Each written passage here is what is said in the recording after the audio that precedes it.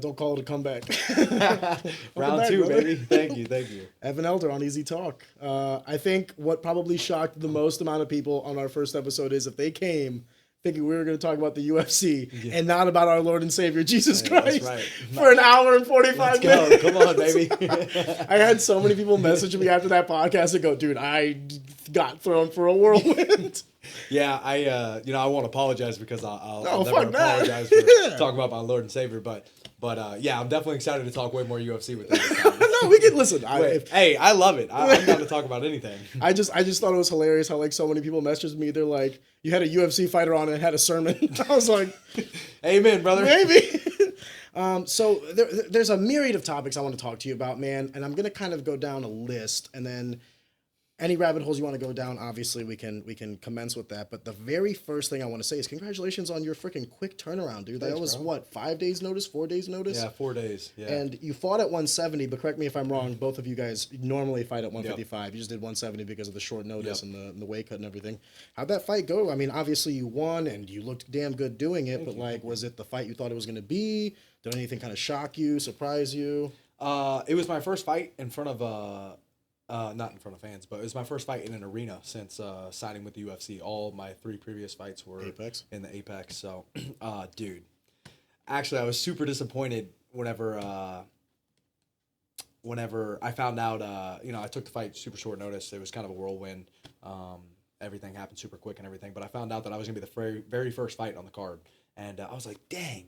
My very first arena fight, and there's gonna be nobody there because I was like, first fight, everybody's probably not gonna get there till like main card or at least, But I walked through the curtains, and I was like, yes, it was packed, bro. Yeah. But they said Denver hasn't had UFC fights in like 6 years or something like that. Well, I would also say that like when you're getting to that level, like that's probably something that happens more in the local scene, right? Because like we're used to that. But like, dude, when you get to the point where you're at the UFC, like if I was buying a UFC ticket for let's say $100. I'm there since the weigh-ins. You feel me? Like I'm gonna sit down. I'm gonna camp out. Yeah. So none of that really shocks me. But do you think that the crowd helped you? Like the energy of the crowd helped you, or do you feel like it gave you a little bit more anxiety and maybe hindered you a little bit? I like it. I think I've always played off the crowd a lot. I love because there's always, at least for me, and I've heard from many other even elite level fighters, it's like the nerves never go away. You're always, you're about to get in a car accident pretty much, so. Multiple. Yeah, so, especially at a high level, one of my favorite ways I've heard fighting put is, you basically show up to the gym every day to get in 40-mile-an-hour car accidents, to get ready to get in an 80-mile-an-hour car accident whenever you get in the fight. You guys are really selling this sport to the youth. Yeah, it's great. You should check it out. No. Head trauma. It's what's for breakfast. CTE, baby, all day. No, but I personally think that I love the energy. I love the crowd. I think I feed off of it really well. So I really, really liked it. I was just happy to be back in there, man. I feel like, the UFC has been really slow to fight me for some reason. I've been in the UFC for almost 2.5 years, and they've only fought me 4 times, So this last fight was July 13th, I believe. And my previous fight before that was July 15th. So it was like 2 days shy of a whole entire year. And, no injuries or nothing. They just, didn't come. How does that work, Evan? Like, do you not go to your management? Do you not say like, hey, I'm healthy, willing, and able, book me? Is is it not that simple? Am I incorrect? I was trying to. That my manager kept telling me, the UFC knows. We're just waiting for matchups. And I've also heard, I don't know if this was just them trying to come up with a reason for why they weren't fighting me. But either way, I'm not too worried about it. I'm a firm believer everything happens for a reason. You'll probably get that gist if you check out the last podcast.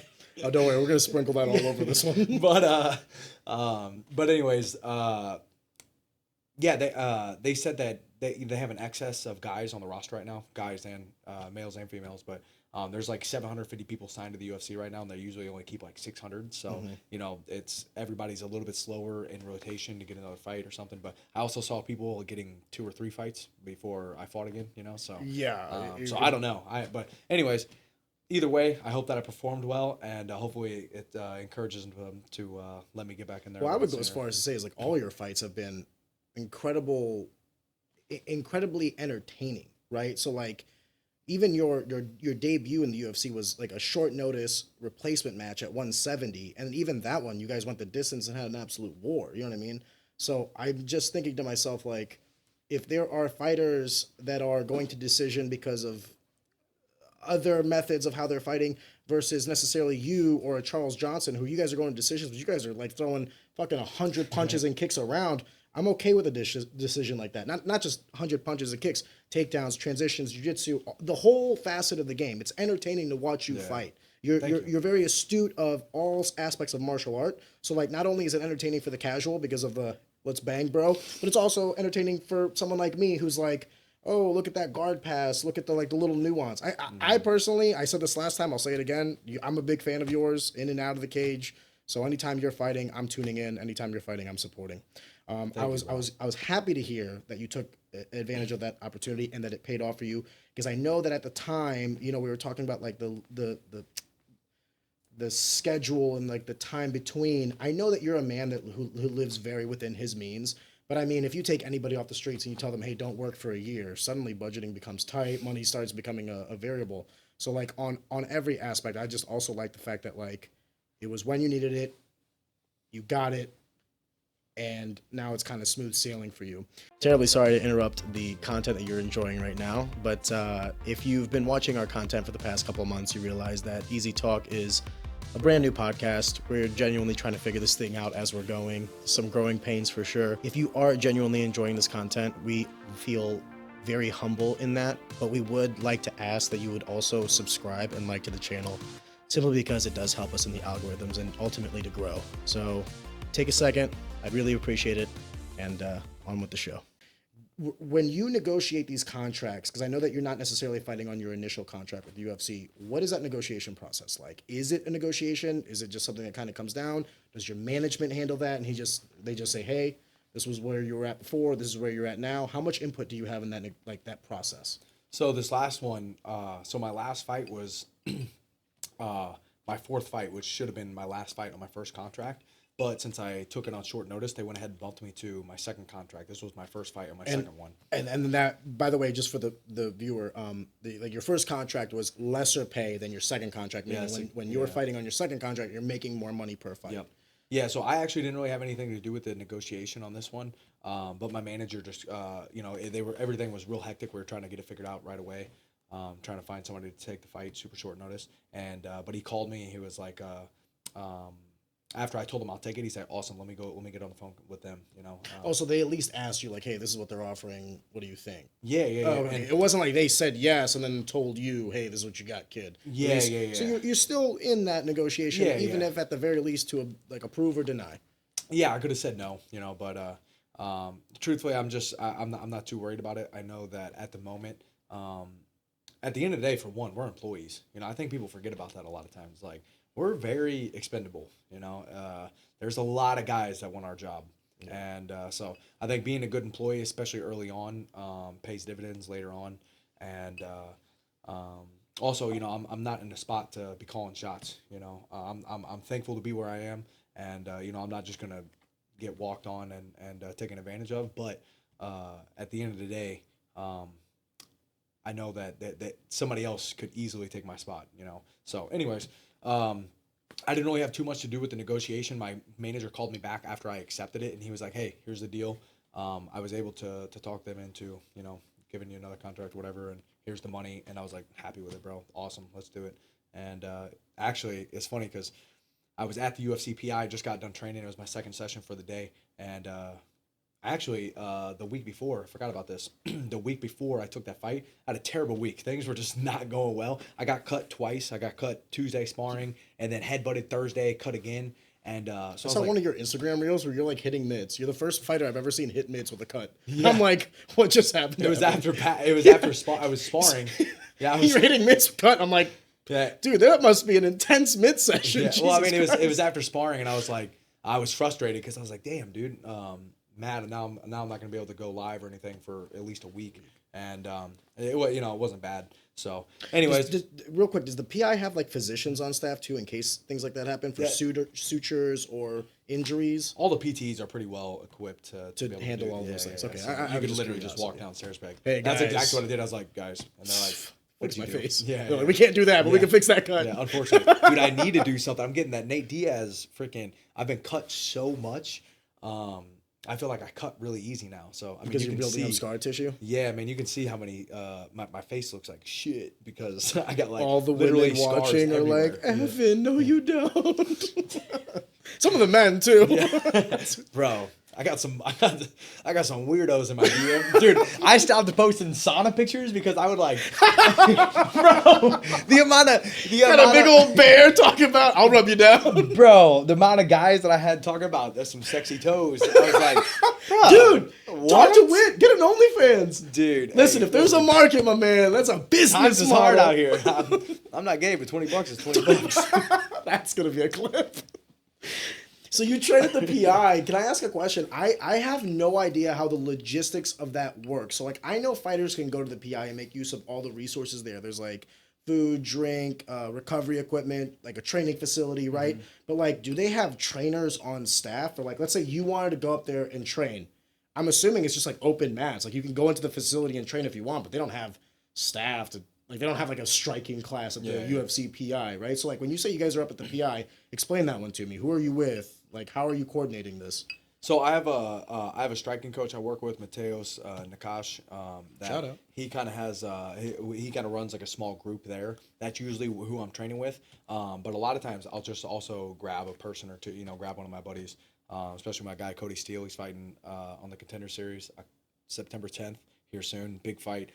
Dude, I really believe in this dude. He's a real dude. Legit? A real deal. He's a savage. So What weight class? 55. He's a same world as you. champion jiu-jitsu guy, transitioned to MMA a couple years ago. He's 6-0 right now. Knocks everybody out. It's crazy. You think he's just out here subbing people to death, but he's freaking sleeping. He said striking is vertical jujitsu. Yeah, that's awesome. But nah, he's the man. I do a lot of my training with him, so it'll be something like that.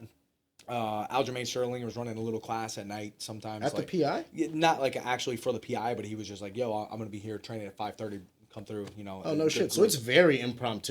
It's hey, these are the guys in town. Like, let's get some rolls in. Yeah. And that's kind of what I like. That's whenever I was thinking about moving to Vegas, that's what I was kind of looking for. Everybody told me Vegas is a great spot to kind of like build your own camp. Your own training schedule. It's got everything you need. Tons of training partners. Good coaches for striking, grappling, MMA, whatever you need, and you can kind of just like handpick. For the most part, people are pretty cool, just because so many people are coming and going all the time. When you say people, you mean other UFC fighters? Other UFC fighters, other like coaches, UFC fighters. A lot of times, whenever they travel, they'll bring other guys with them. Not necessarily in the UFC, so they got like a little.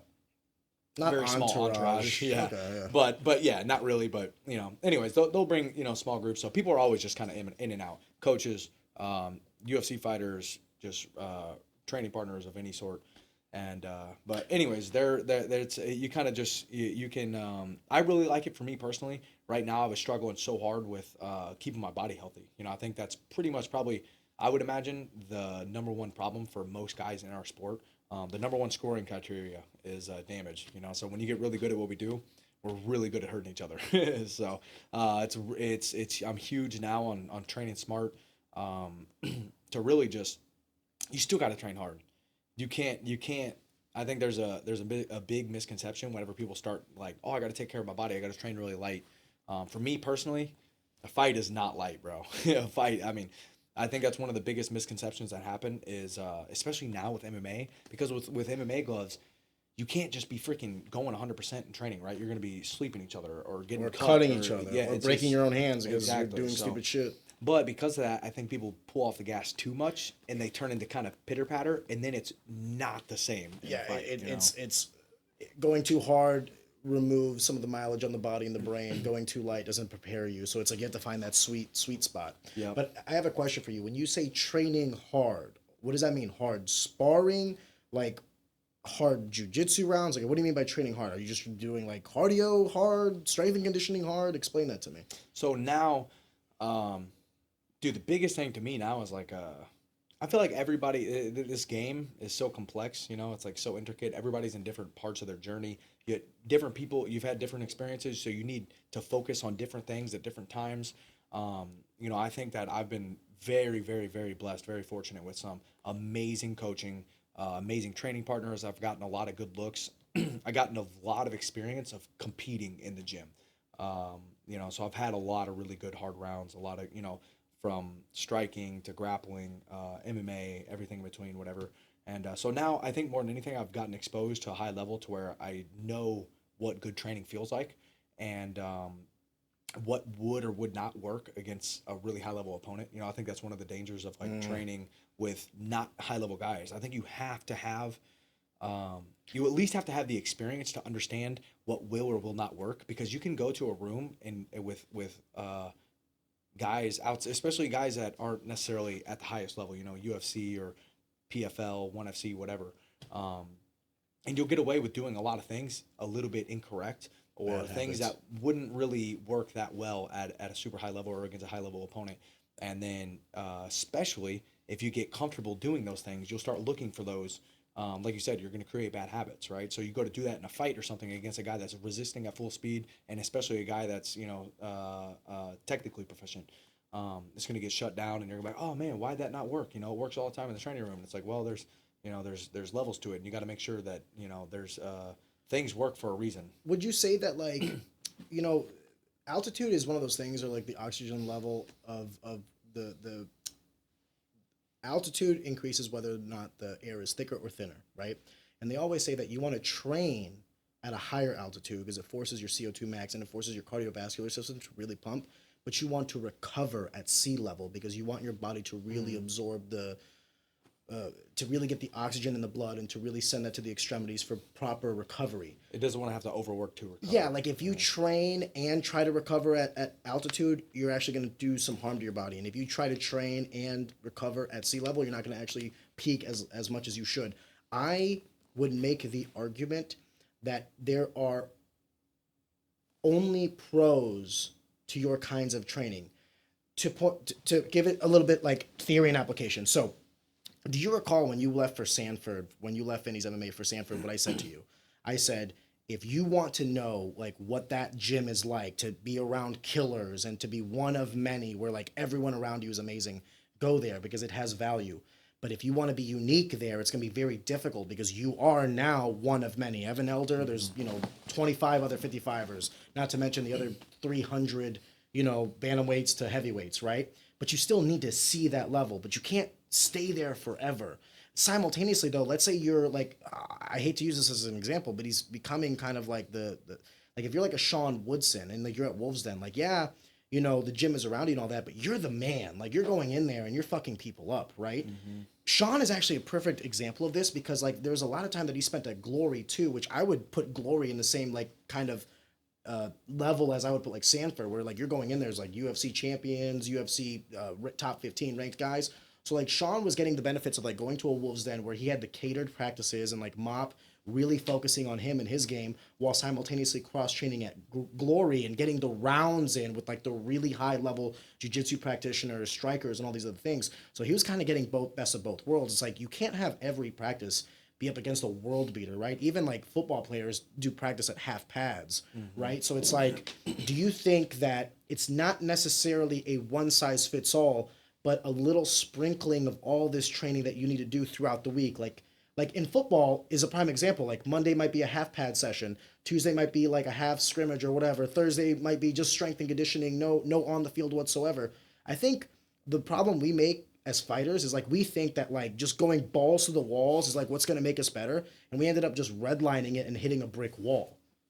Yeah, I agree completely. I think that, like I was saying earlier, that I think this stuff's just so intricate, that And everybody's it can't- different. Yeah, it can't Everybody's really different. be. It can't really be cookie cutter. At least it's hard to.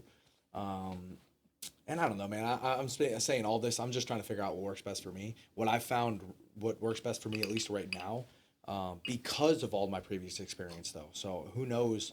I think I needed to have all those really tough rounds. I needed to have all the experiences I've had so I could now be at the place I am now. But now I'm kind of training very selectively. Like, I'm okay with not training very hard at all. I used to think every single time I need to step on the mats, a champion's going to give everything they got, and I still think that's true. But they're going to give everything they have. I look at hard work a lot differently. the hardest work of all is thinking. That's why so few people do it, right? So, That's a good quote. Oh my God. The hardest work is thinking. That's why few people do it. It is. I've never heard that, but that's Dude, true. It's so true. And I'm a huge victim of that for a long time.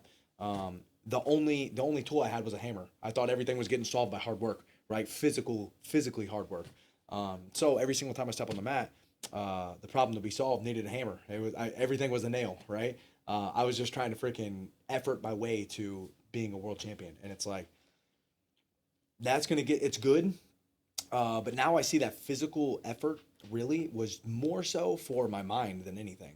I was armor coating my mind, not so much necessarily getting that much better. You know, now I'm way more focused on, I'm trying to work as hard as I can every single day on the intellectual side of things. Like breaking down as much, seeing every single little detail in what I'm working on. I don't need to do a ton. I just need to really, really hyper focus on getting way better at one single thing every day. You know, just one little notch every single day. And if I continue to build off of that progress, I think I'm just going to keep heading in the right direction.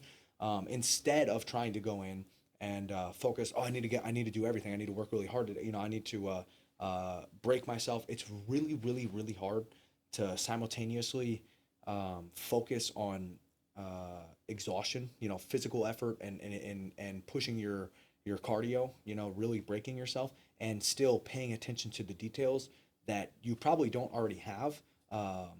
We need to work on the things that we're not already super proficient at, right? So it's like you need to slow down, and while you're working on your technique, it's really hard to just do that full speed, right? I need to slow down and do things right.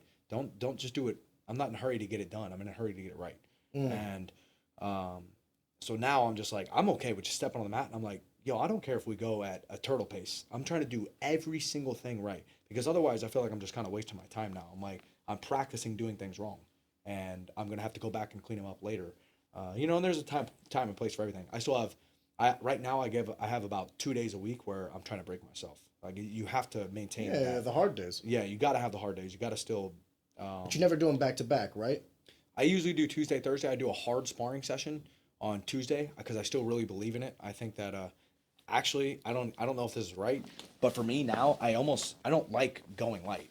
I kind of think I'm somewhat wasting my time. I developed too many bad habits, especially when it comes to like striking. I don't know. There's a time and a place. I've done a ton of light rounds too, so I've done a ton of light rounds, but now I'm trying to go light in my drilling and get everything perfect, and then gradually increase the speed with drilling. And then once I can get that full speed in drilling, now I'm going to test it and see if I can do a full speed. Yeah, theory versus application, so to speak. Yep. And, but, like I was saying, a lot of times I think whenever we're like flow sparring per se, I kind of feel differently about grappling. I feel like you can flow grapple better than you can like flow touch spar, because I feel like a lot of times people they get in this pitter patter and they get used to like kind of like doing some bad habits. Well, I think that what they do is they try to create a pace, and the problem with striking versus jiu-jitsu is the pace is like 0 to 100, 50, 100, 25, 100. You know what I mean? It's not like there are very few guys that can sit there and flow state in an actual UFC fight. But every fight that I've had, to your point, I've never been able to mimic training to feel like a fight. Every time I went out there to fight, I thought to myself, these guys are so much faster than at the rate in which I train, and that's because they're not holding back. Even though we say we're going hard, how often do you pull the punches at the end? How often do you kind of like show some tells because you want the guy to parry or block? Yeah. Meanwhile, in the fight, they're trying to knock your ass out. So I'm not trying to say that I know this by no means, but what I am trying to say is from my own anecdotal evidence, in none of my training have I ever been able to mimic what a fight feels like. And that only through fighting and fighting more and more and more can I just get acclimated and used to a fight. The best way I would describe training is more for my mental than my physical. I know I did the work. I know I'm in shape. I know I'm fast enough. I know I'm skilled enough. I can go out there and compete. Now it's time to do it. Because if I was just coming off the couch, I'm going to have all this doubt. First of all, I can't even make weight, right, if I'm not training. But then I'm like, this guy worked harder than me. Is he faster than me? What if I can't keep up? What if my cardio is shit? You know what I mean? I always say to people like, fight night is the culmination. That's the fun time. Like the training is done. Camp is brutal. The weight cut is over. Thank God, right? Now we get to actually do the thing that we've been trying to do for the last 3 months, and that's go out and cause brain trauma. So I just, there was never a sense of like training, or I never got the feeling that like that felt like a fight. I always felt like that was hard sparring, or that was a good roll, but I never felt like, oh, that guy was trying to hurt me and I was trying to hurt him, and we both walked away like conscious, you know? Yeah, I think the biggest, if I could sum it into like one single word, the difference between like fighting and practice is like the intent. Yes. Like the intent Yes. of your opponent is like, whenever you're in a fight, it happens all the time. I'll be like, slip some shit, and I'm like, Holy "Ooh, shit! this motherfucker trying to kill me. I felt the wind. This motherfucker trying to kill me out here." But Yo, for what real, did I do to you? Yeah. But you know, even in training, like whenever we're going hard, you can get into like an actual fight at practice. You know, I'm sure we've had it happen many times. You want to know what the difference though is? You're in a controlled and comfortable environment. Yes. So like, You know it's gonna get stopped. You know, even if you get KO'd, your coach is gonna be right there. Yo, guys, come on. Yeah, come yeah, on. hey. And it's like, it's not gonna be a permanent loss on your record. You're not gonna leave with half your check. You're not gonna be embarrassed in front of, you know, on live TV. You're not. You can't replicate it, in my opinion. I haven't personally either been able to replicate it, except for, I will say, the closest I've gotten to like replicating it is not really even through fighting, but like extreme conditioning circuits of like like blowouts. dude, just figuring out how to give every single bit of yourself. You know, like to me it's the Aerodyne bike, the fan bike, whatever you want to call it. That's my favorite, man. And what do you do? Well, just like rounds of sprints. You know, I'll do like what I've really been liking recently is I'll do 3 5-minute rounds on the assault bike. So I'll do 45-second run, like I'm trying to maintain usually I think 50 watts on the bike, 50 RPMs, and then 15-second sprint, and I try to reach 100. It usually fades a little bit. I at least try to reach 100 on almost each one of the sprints. Not maintain 100. I can't maintain 100, but just touch it, and usually kind of stay around 80 to 90. Try to touch 100 on the sprints, and then go back to maintaining 50. How much of your training is being like, I want to be careful how I ask this question, because like, okay, you have a thought process that is both like nature and nurture, in the sense of like what you're physically capable of and what you've kind of learned throughout time. But like, you've had coaches in the past, you've had coaches in the present, you'll have coaches in the future that will kind of like not morph and adjust, but provide to you input, right? So like, you seem to have like a method to the madness, so to speak. But like, when you're down in, you're now living in Las Vegas, you said? Okay. Who would you call like your main coach now? Like your head That coach? Mateos Nakash guy. Forgive me. So Mateos, No, so like, thank you. let's say you're trying to do your thing, and Mateos walks by one day and says like, "Hey, what are you doing?" Like, do you feel like you need to be kind of like defending yourself? Do you feel still open to criticism from like someone that you kind of For respect? sure. Okay. Yeah. No, dude. Real quick plug, because man, these are two. I'm like I said, man. And actually I say this all the time, and I probably seem redundant with it, and I hope it never loses value.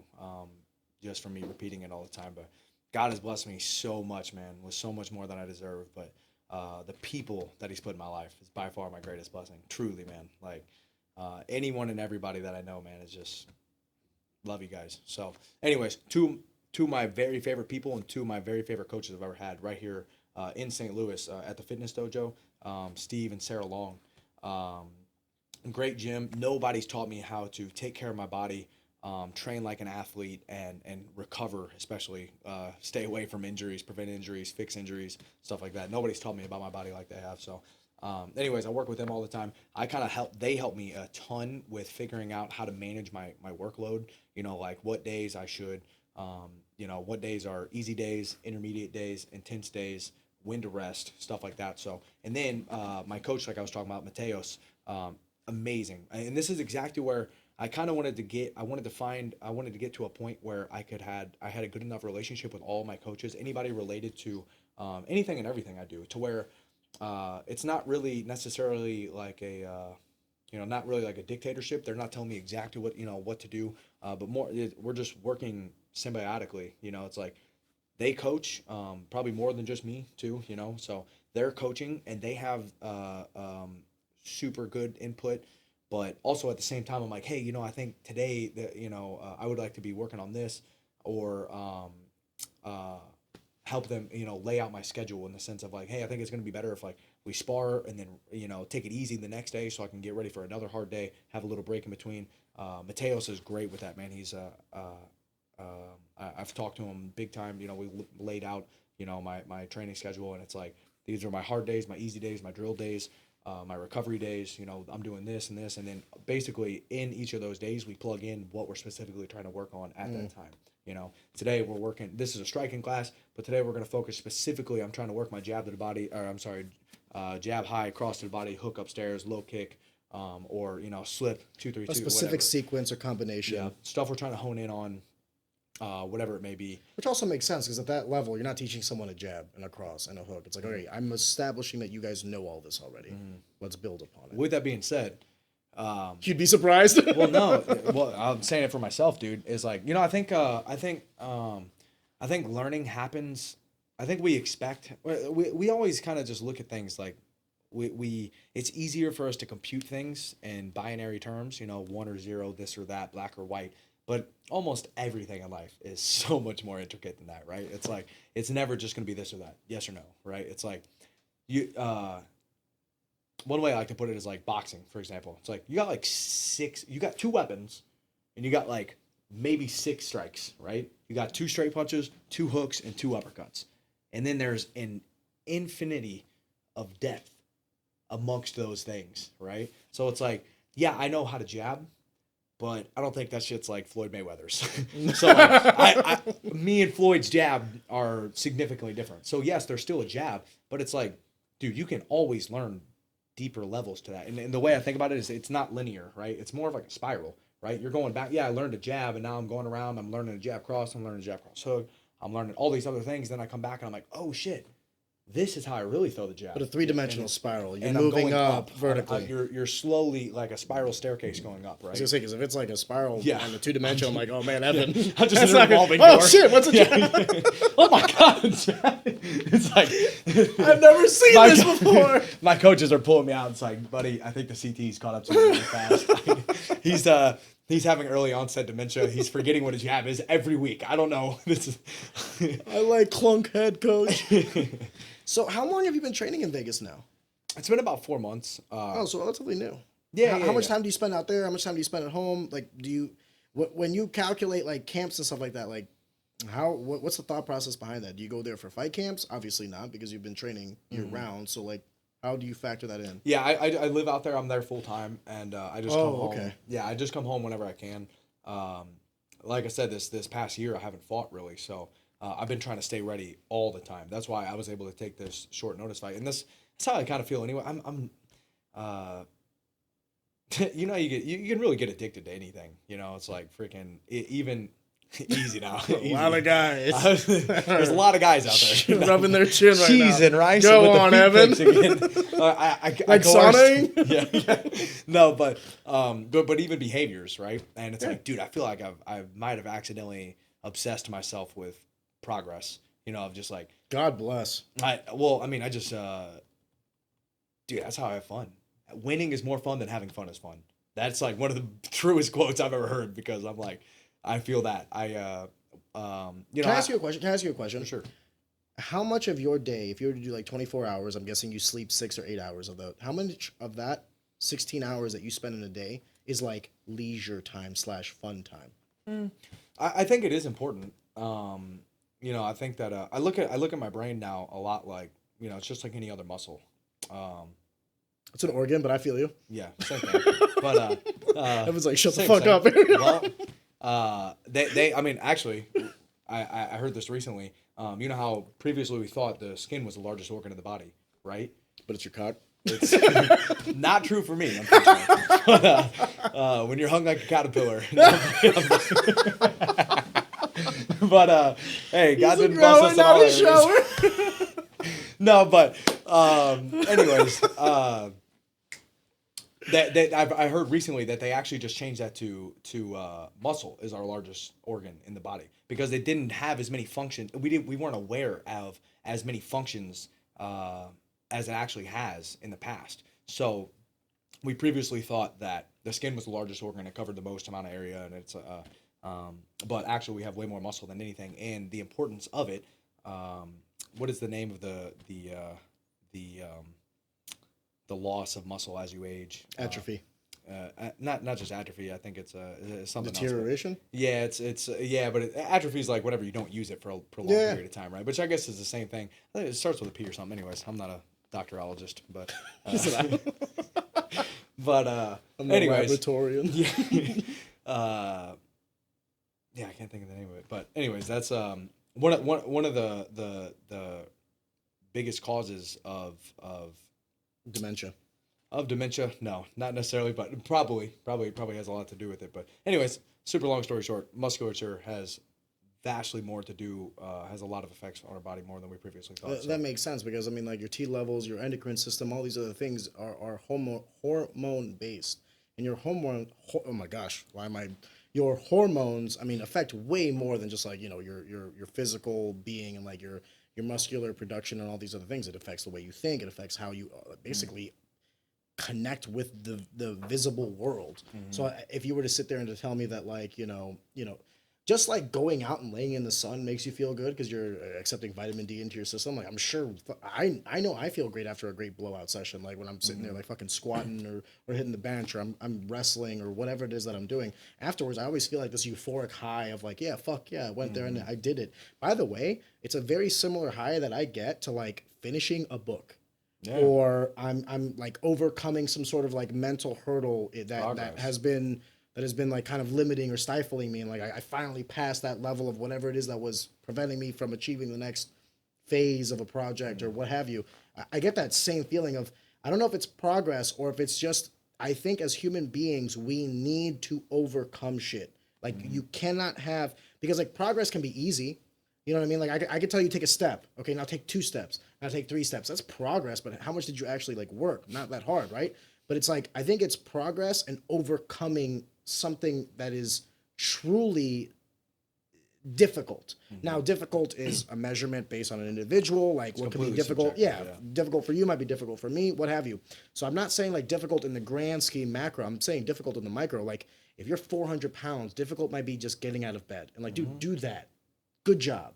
Now, walk to the front door. Good job. That's all progress, though. Yes. Right? It's like. But it has to be difficult. Because I feel like progress. Well, so. I think it's, if it comes easy, is it progress? That's what I was about to say. I think that it's probably two sides. If I gave you $1 million and now you're a millionaire, do you feel like you've progressed? Do you feel like you feel like a millionaire? No, I'm sure you would get a huge. If someone gave you a UFC title belt, do you feel like the champion? No, of course not. I talk about that a lot. I'm like, it's funny. You want to earn it. Strive so hard for this one thing, right? Yes, you want to overcome. But it's the goal of being a world champion, not necessarily. We symbolize that with the belt, right? But it's like the accomplishment of that, of that goal. Like you were saying, I kind of think what we're saying is kind of the same thing. But progress. The skin is the biggest organ in the body. Yes. So the reason I think we brought all that up, I don't know how the hell we got there, but it was because we were talking about the brain. So anyways, I really do treat the brain like a muscle, right? So. I see you reading and playing chess and all these other things and Rubik's Cube. Well, dude, I've been a freaking degenerate for so long. Like, seriously, bro. I'm like, What do you consider degenerate? Like, when you say that word, what do you mean by that? Like, you were just about girls and sports and that's it? I literally, for the first 21 years of my life, I was like, I used to verbally say this out loud of like, I don't care about learning anything. Like I'm trying to be the best fighter in the world. You know you have to learn how to fight, right? I'm like, I don't need to learn anything. I'm going to be the best fighter in the world. Everything else is going to fall into place after that. But that's how low level of the quality of my thinking was. It's like I didn't even, it's like What would the training partners and coaches say to you, like when you were at that early stage of your life? What would they say to you? Like, yeah, Evan, continue on this path, or would they talk to you? Yeah, yeah, no, 100%. I Yeah, mean, they're like, hey, listen. everybody believed in me because I would work really hard. So like, hey, dude, you can for sure do this. So I was like, well, yeah, I'm just gonna commit everything I have to just No, no, this. not necessarily that, but this mentality of like I don't need to learn anything. Like no one ever stepped in the way and said like, hey, buddy, like fighting is learning. Like, I guess. I mean, but I was just like, well, even if it is, I'm just gonna learn about this. okay, fair, And fair. so, anyways, it really dumb, really bad mindset, you know. And I had That's hilarious that you would say that because you and I have conversations that I very rarely have with anybody else. And I mean, I talk to college educated people. I talk to like people from all walks of life. Yet you and I will sit there for like an hour on the phone and like you will bring up things and quotes and all these other things. I'm like, Jesus, yeah, you're right. Or like you'll have like an epiphanous moment where like I have even used some of the things that you've said and done in my life. Bet you didn't know that. You've actually helped me too, brother. Thank you. No, I've, you know, what's one thing is I learned a lot during that time, even whenever, you know, because we're always learning, you know, whether we know it or not, or hopefully, as long as, especially if we're working towards something, we're progressing, you know, we're learning, whatever, we're gonna be figuring some things out, whether it's consciously or subconsciously, intuitively, whatever. But I learned a lot about hard work, and that I think has been my greatest skill set, that you know I've practiced and obtained over the years, and but being able to understand how to use that tool, and now, like I was saying earlier, the hardest work of all is thinking. That's why so few people do it. I've understand how to use that hard work that I was doing physically. One of my goals always was like, no matter where I go, I'm gonna be the hardest worker in the room always. So my goal was like, I'm just gonna learn about fighting. I'm gonna be the hardest worker in the world. I'm gonna be undeniable. You know, as long as I work as hard as I possibly can, treat people as well as I possibly can, do everything that's asked of me. Why would anybody or anything have any reason to deny me, right? So, I love that. yeah, uh, it took me to the places I need to be to in order to get to know. Oh wow, there's a lot to learn. I can't just not be. I can't only focus on this. Um, Have you ever heard of the four dimensions of knowledge? It's like the known known, the known unknown, the known Unknown yeah, unknown. the unknown known, and then the unknown unknown. Like Yeah, there's yeah, shit that I know I don't know, yeah. then there's shit that I don't even know that I Yeah. don't know. I think I like there's a quote that says, "As the island of your knowledge expands, so does the shores of your ignorance." So it's like the more you know, you don't know. well, the You true know? mark of wisdom is understanding that you're a dumbass. Yeah, dude, seriously. I say it all the time. I'm like, I only know what I know, and there's more that I don't know than I do know. So I'm always listening, and I'm Dude. always reading, and I'm always trying to take in information that's presented to me. Now, it's not necessarily tied to this paradigm of like physical acumen. One of the things that I've loved about this is going to be a deviation. Forgive me, Evan.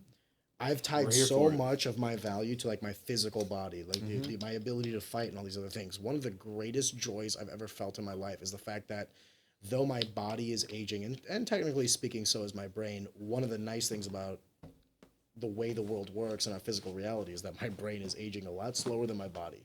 And though I can't necessarily, I can't move like I did when I was 21, and I don't recover as well as I did. That's fine. I think on a wavelength that 21-year-old Arion would have shit his pants. Yeah. 25-year-old Couldn't Arion even could have handle only hoped for. Yeah, yeah. So it's like one of these things where like simultaneously, yes, can I do as many pull-ups? Can I do as many of these? Maybe if I train my body more, but like it's slowly escaping me. But the level in which I feel like I'm growing intellectually is just like it's like a drug to me at this It point. is, yeah. That's what I was saying earlier about the upset. Like, I've gotten upset. I've so deeply fallen in love with just progress of like, man, I've seen how much I've been able to change myself through self improvement. You know, as mixed martial arts as my vehicle to reaching my maximum human potential. I don't think there's almost anything in the world that forces you, that you can use, because not everybody uses it the same way. But I think it's a great tool. Some people choose not to use it. I know a lot of people that are still kind of in the same mindset as I was whenever I was younger, as far as like, I only need to be good at this, and which is fine. I mean, I'm just my purpose personally changed a lot from. I legitimately thought that my reason for existing was to be the best fighter in the world, right? Now I really do believe, just to positively impact the world and other people's lives as much as possible, you know. So Through entertaining us via brain trauma. I fucking That's love right. you, That's you right. badass. No, it has nothing to do with. It actually has nothing to do with fighting. Though I'm incredibly passionate about it. I love it. It's really my first love, you know. And like I said, it's my vehicle for reaching my maximum human potential. So what I really love now is just trying to be the best version of myself. And but because of everything else that it encompasses, you know, it's like it's so much more than just fighting to me. Life is a fight for all of us. And Can I introduce a different paradigm to this? Because you're how old now? 26, 27. 27? 27. What is dating like for you? Because you're talking about all these things that are like self-improving and getting to a next level and all these other things. You're a young guy, you're in your, you know, absolute alpha, like alpha male presence, right? I mean, do you find time for any of this? Are you interested in a partner? Is that even in your like equation for life? Or is it because I do believe that you have to be sort of selfish to be a fighter? Or actually, I'll go a step further. You got to be selfish if you want to be great. There has to be a certain level of like I have Excellence to is sacrifice. lonely. Yeah. Yes. So I mean, at this The point, price of self mastery is solitude. I did not think you were going to say self mastery, but anyway, The price of knowing oneself. I meditate, just vigorously. knowing oneself. Have you seen that Theo Von? He was like, he was talking about getting to know himself. He was like, I learned the same thing every time. I once had a guy in college go like, my favorite way to masturbate is in front of a mirror. I said, what? He's like, yeah, I want to look myself in the eye. Dear I'm just Lord. like, I've always got some demons. dude, I said, brother, that is not normal. Fuck, dude, I don't know if I can leave a look. I'm like, Jesus, my own dick's in my hand. I need to stop. What am I doing? God, I'm sorry. No, but I mean, at this point in your life, you're going through a lot of change, right? Like you got into the UFC. You're kind of like living the dream, so to speak. I guess what I'm trying to say is, you're a young guy. Is dating even a factor to you? Do you even think about it? It is now. I'm not dating anybody, and I actually haven't for quite a long time. But I've been very closed off to the idea because every single time I would entertain the thought, you know, I would like start, talking to a girl or something, and Only girls? yes, yeah, I promise. Gotta ask for that. I mean, Ask for if the you're other 50%. asking, No, yes. brother. But, I'm nice. yeah, easy. So how you doing? But yeah, I'm always just like, no, dude, you can't do it. You have to be relentlessly focused. Like I can't allow anything to, because also it is like I was saying, it's much bigger than just fighting to me, and it's about being the best I can be, because of everything that encompasses, you know. And it's like I really feel like I agree, but if you can find a partner that will like 100%. My mind has changed a lot. I was gonna say, because dude, I would not be the man I am without my wife. 100%. And I used to think when I was like in fighting, I was like, oh, I don't have time for all this because fighting. And then once I found my wife, I was like, oh shit, like you're cooking my meals and you're like helping me, like you're asking me questions about my weight cut and all these other things, and you're helping cater my life to this unified goal. Like even now, outside of fighting, I mean, dude, my wife is like, God bless my wife. I talk to my wife about like business and all these other things. I probably talk her fucking ear off, and she always comes to the same conclusion. Like, I trust you, baby. You'll get this done.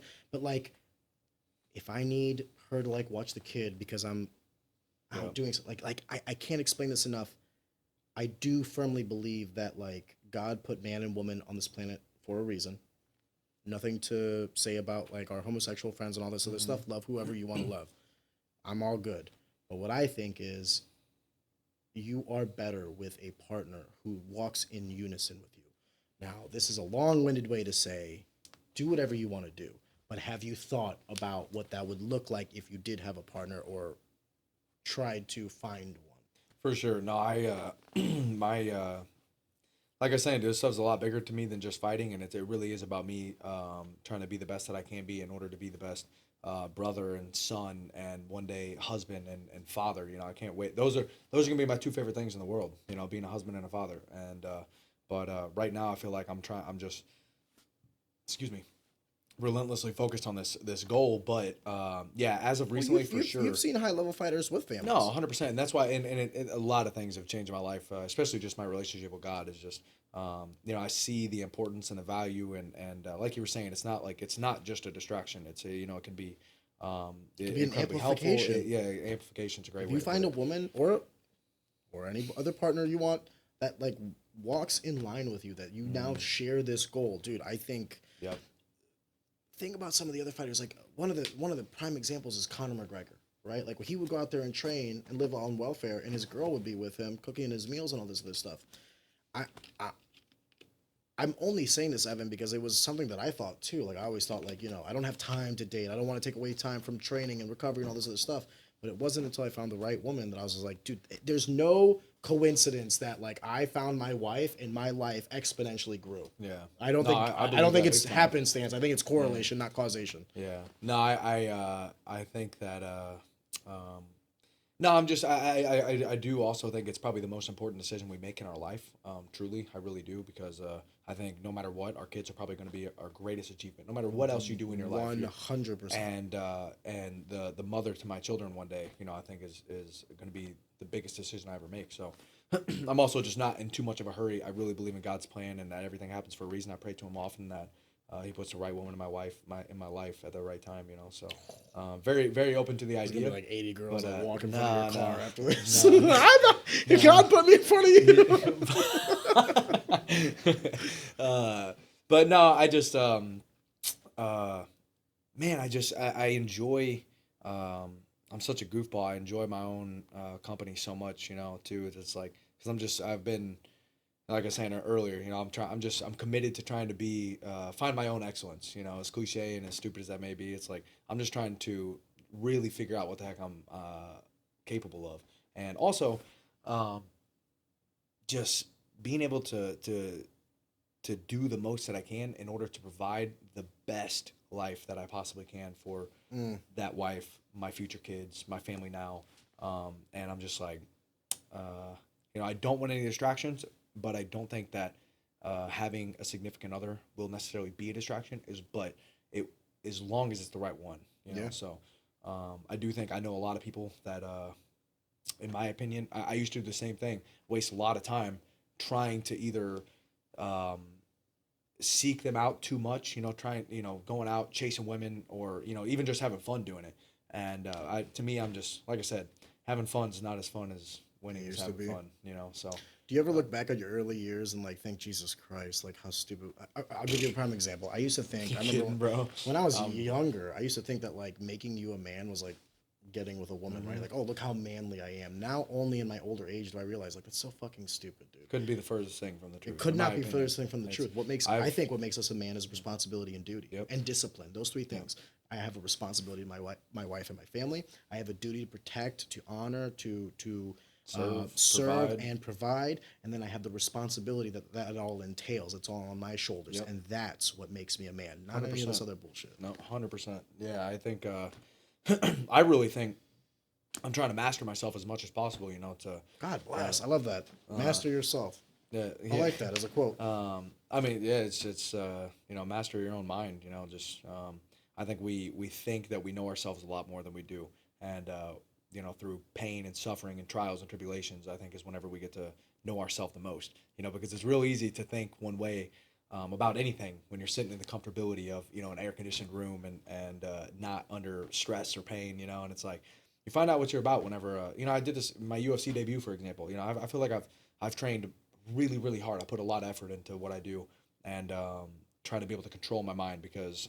going back to what we were talking about earlier, the mind being a muscle. You have to train it diligently. I didn't realize that for a long time. I was passively training my mind by a byproduct of all the incredibly physically demanding things I was doing, right? But our mind, I think everything in life is 100% mental, because even the physical things that we do, they're controlled by our mind. Whenever I'm throwing a jab cross, it's not just my mind is telling my body what to do, right? So it's like, well, they say that's the window to reality. The way you perceive the world is how you take it in. Literally the lens. What's funny is our eyes are literally the only part of our brain that is outside of our skull, right? It's like literally an extension of our brain. I can push them back in. And I mean, I hope not. That I've seen some really bad eye pokes in the UFC. I don't want to be John Jones is like, yeah, just easy, just fucking sweating. Why would you guys bring me up on every podcast? Yeah, so I mean, it's literally the lens in which you view the world, So, and it really is, man. And I can't even begin to explain how much it matters to me, how much I've seen it impact my life, how much every single time that I've found an increase You know, not that it's usually binary or even recognizable. It's such a slow, gradual process a lot of times, but how much I've improved my life just from, you know, improving my mind, my state of mind, the quality of my thoughts. But I really feel like our thoughts are the precursors to our actions, you know, and Yeah. you know, Or very sometimes rarely, inaction. exactly. I mean, that's still, to me, that's still an action. Indecision is still It's a decision. choosing you to know? not act, yeah. Exactly. So, um, but as a man, going back to what we were saying, I feel like denying yourself, especially the world we live in right now, we are so unbelievably fortunate to have, especially in the United States, to have such an abundance, right? Like we don't really have to struggle that much for almost anything. Dude, struggling in the U.S. is a luxury. Like, if you struggle in the U.S., you are of a high class in other countries in this Yeah. world. Yeah, I cannot stress that enough. I don't, you know, I don't truly know. But When I was younger, when we were poor, I used to ask my mom and dad, because they fled communist Albania to come to the U.S. And I'd be like, Mom, we don't Crazy. have any money. Like, is there any way I can help? My mom turned to me and she's like, Irion, we don't have any money in the U.S., which is like having riches back home. My Freedom. dad would tell me stories that you would like cringe. Like, there wasn't two good stories for you, just anecdotal. When my mom came over to the U.S. for the first time, in Albania, they didn't have diapers. We couldn't afford diapers. So we would have cloth diapers that you would have to wash. And I was still a Wow. child at the time. So my mom came to the U.S. and put me in a diaper. Someone gave her a diaper. She's like, okay, you know what I mean? And then when I had gone and done my business, my mom was like, how do I wash this? The lady had to explain to my mom that, no, you just throw this away. My mom's mind was like fucking blown. She's like, what do just you waste mean? it? You guys are throwing this away? She's like, yeah, we have so much. The whole realm of my mom's reality had been like shifted that day. Yeah. The other thing I would say is my father would like see certain things, certain actions happen, and when I was younger, I didn't necessarily understand the weight of them. Like when someone would say, you know, the government should handle this, the government should handle that. My father would always kind of like make it a mountain out of a molehill. And I was like, Dad, like, what are you like, why are you getting so upset about someone wanting to do like Social Security and all these other things? He would tell me, this is how it starts. This is how it started for us. It wasn't an overnight change. It wasn't like, hey, let's just give everything we own to the government. It was never like that. Yeah. It started with how you thought, how you spoke, what was acceptable, the culture. You moved the society towards it. And my dad was like, you don't understand. Like when they say like, you know, this is a right and that is a right and this is a right, someone has to provide that to you. And in providing it, now they own you. And at the time I was little, I was like 8 years old. I was like, I don't know what the fuck he's talking about. But now I'm 31. I was like, Jesus Christ, the amount of wisdom he had. Yeah. Listen, my parents were never like super articulate or intelligent in terms of like books. But when they had the wisdom of life, I know there's a reason. They weren't super educated. They were probably very intelligent, in my opinion. Well, intelligence and wisdom are two different things. Okay. Intelligence, What I would would say, you is like an classify? IQ. They were not Okay. high IQ. Okay. But did they have wisdom through life and experiences? Absolutely. Absolutely. But so I wonder about that often too. Like, what do you consider high IQ? I would imagine IQ is like critical thinking, problem solving, Yes. your ability to. I know my I have a lot of people in my life. Well, that I yes and know no, that but it's are- also your ability to retain knowledge. There's a lot of people that can critically think and still do stupid shit because it's levels. So, I like, mean- let's say your IQ is 80. You can sit there and be like, glass sharp and still step on it. Yeah, I mean. So, what's the wisdom? Wisdom is like, glass Okay. sharp, don't step on it. Okay, I got you. Does that make sense? Yeah, It's that's a like, good you can have distinction. intellect and I guess critically think, but I've seen intelligence is the knowing to, but the wisdom is the How to. application of that knowledge. to, Okay. yeah. yeah, that makes Yeah, sense. I we like that. actually talked about this in a different episode. Do you remember? No. So- Was I drunk? That IQ is actually something that you're born with, and then you have the expansion of knowledge over time, like what you're talking about. I don't know if I agree with that. I don't. I don't. It's Let me put it interesting. this way. Yeah. I don't want to agree with that Yeah. because I don't like the idea that like something is set in stone at birth. I I think that disagree nature with that big and time. nurture are two different things, and like they like symbiotically work with one another. Like, do I think some people through the passage of genes and what have you maybe have certain? For instance, I was not born 6'8" with a vertical leap of whatever it takes to get into the NBA. So like in some aspects, you would say that I was stunted. But I like to think that I was born with other strengths. Thank you, mom and dad. You know what I mean? But like also that's nature, like what was kind of given to me at birth. But then throughout the application of nurture, I was able to like gain other skill sets, use what I know to learn other things. I would not say that like, I have the mental capacity. I know for a fact that there's no way I have the same mental capacity as I had, or like the same thought process that I had when I was 18 versus 25, 25 versus 31. I can tell you the way I navigate the world is just different because of all this knowledge that I've accumulated over time. Now you can say that that's wisdom, the wisdom of time, perhaps, but I also think that my ability to critically think, to apply and to articulate and to communicate, it's just on another level. So I would love, Adrian, if is that like a scientific thing? Is that like Screw that. Hey, real quick, about that, I remember hearing in, I think it was in David Goggins' first book he wrote, he was talking about how, and I don't know if you know David Goggins' stories, but he came from a horrible stay hard. Yeah, that's right, but who's going to carry the boat, son? But no, he had a horrible upbringing, super uneducated, or unintelligent also, I guess. But he said I remember him saying that, I don't remember what prestigious school it was. He went to some, Harvard or Yale or something to like listen to a lecture from this one guy on the study of the genetics of the mind or something like that. And the guy giving the lecture was basically saying how you are 100% just subject to whatever you're born with. Like you cannot change the genetic the DNA of your brain. And whatever the quality of your thoughts and everything else, like you're stuck with that. And David Goggins was like, no offense, fuck bro, but that. fuck that. Yeah. He was like, I can tell you firsthand, 100% that's not right. But he said there's one thing to be said for studying it, and there's another thing to be said about living it. Yes. And I believe that so much, dude. And I think I think science is a fantastic tool. I think that how did I hear this put? It was like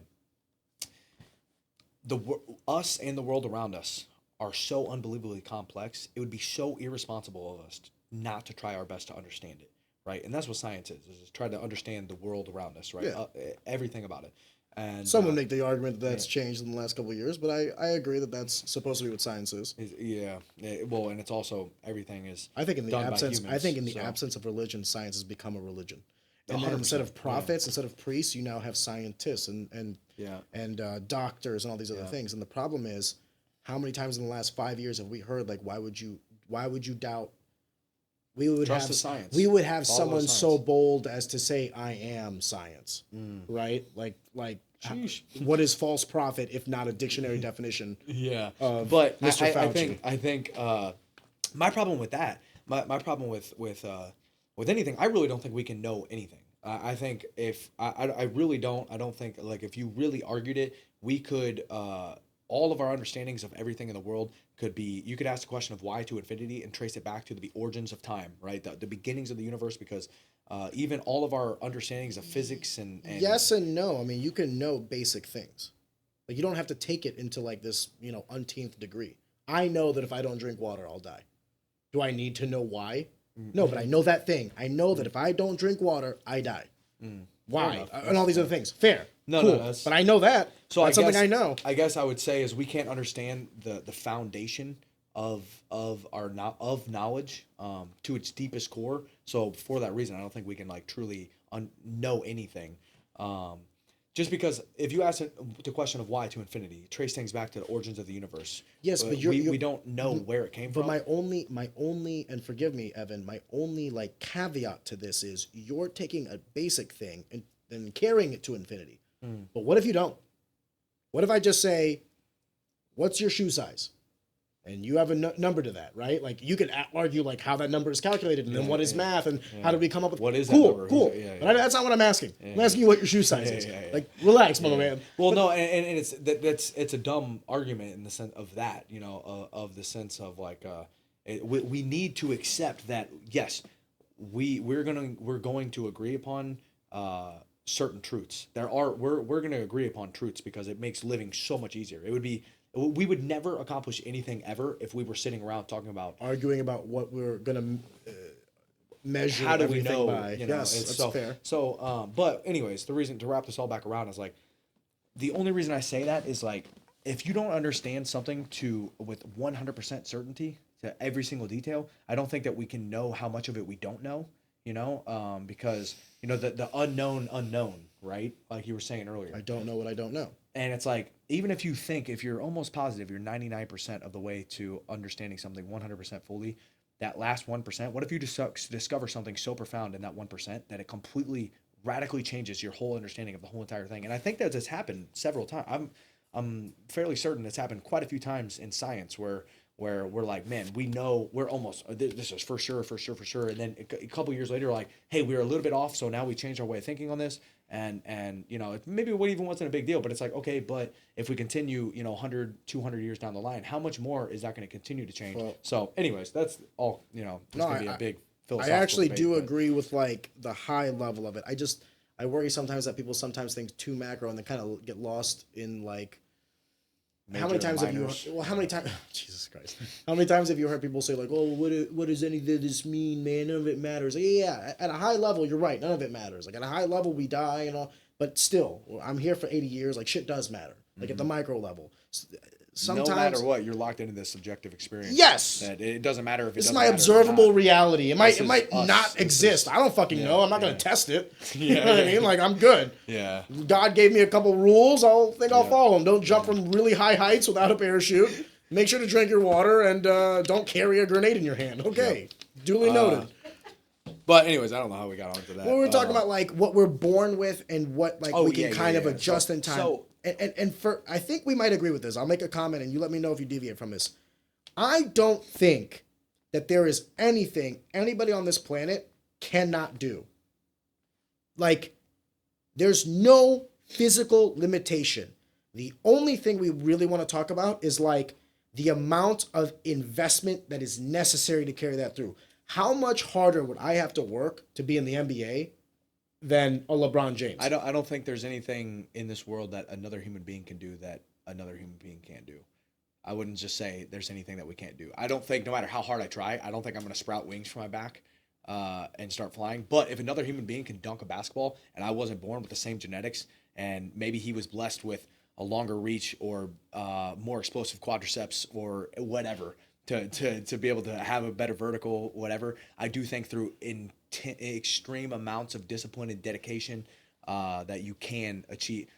Marcus Aurelius says, if it's humanly possible, consider it too within your reach. And I really agree with that. I really do. And again, I also have to be careful because going back to what I was saying about like, because, and I think this was an intelligent design by the creator, is this intentional ambiguity of like not understanding. We don't have the answers to anything because of not understanding the origins of the universe. So we'll always have things up for debate, especially at a super deeply fundamental level, like we were talking about. But because of that, every single thing in life is a faith-based decision. I agree. It is based on faith. I agree. I had an argument with someone who didn't believe in God, and they're like, well, how do you believe in God? I was like, it takes just as much faith in God not being real as God being real. I was like, do you have any evidence that proves God isn't real? No. I don't have any evidence, physical evidence that God is real. Both of our, I'm just, for argument's sake, I would make, there's no scientific evidence that God exists. Yeah. There's also no scientific evidence that he doesn't exist. So both, as far as I'm concerned, both wavelengths, both answers come to a question of faith. And I choose this path because it makes my life better and gives me warm fuzzies when I think about it. And if I'm wrong, what did I lose? And if I'm right, hey, what's going on, brother? You know what I mean? Party. Welcome back. Yeah, exactly. There's no loss to be had. Have you heard? I don't remember which comedian it was. It was so good. I'll have to find it and send it to you. But I'm probably gonna butcher it. But he was saying something along the lines of like, he was like, so you know, people that believe in God, they believe that we came from something that created this, right? And then when we die, we go back to the thing that created us. Right? And then other people believe that we came from nothing. Everything came from nothing. And then when we die, we just go back to nothing. It's like, so nothing created something. And when you die, you go back to that nothing, like your creator. You go back to your creator. So are we believing in this exact same thing? Anyways, I think it's good. I think it's fucking good. It's funny. But anyways. It humbles me, Evan. It humbles me to no end because, like, right when I start thinking, like, not just about good times, but bad times too, I think to myself, like, oh, what was me and all this other stuff. I think back to myself of like this too shall pass. You know what I mean? Like good times and bad times, and I just don't sweat it. But later you will. Yes. Yeah. Like man, I've had a lot of the worst moments in my life, like some of the biggest catastrophes. How am I ever going to overcome this? Or like, why would God let something so detrimental happen to me? I look back now and I'm like, that couldn't have been more divinely planned almost. You know, like breaking my jaw, for example, like definitely didn't seem like something that was going to help my career. And I would argue it's one of the most important things that helped my career because of the way that it affected my mindset, the things I learned through that, overcoming that adversity, the way that I was able to apply myself to practice afterwards. And I mean, I just had over and over and over and over again, you know, the trials and the tribulations that I've suffered and endured, which truly aren't anything in the grand scheme of things. No. I've had We have very first world very good problems. life. Yeah. But I just see, and I'm very aware too that I've chosen to, like you said, whether God's real or not, I believe the quality of my life, like you were saying, who knows? Nobody knows. But I'll tell you this, I know that I feel like I know that I'm here right now, and I'm locked into this subjective experience. No matter what I believe in, I'm my own individuality is all I know. And anyways, I will say this though, I do have one caveat. Have you ever tried any sort of psychedelic? yeah.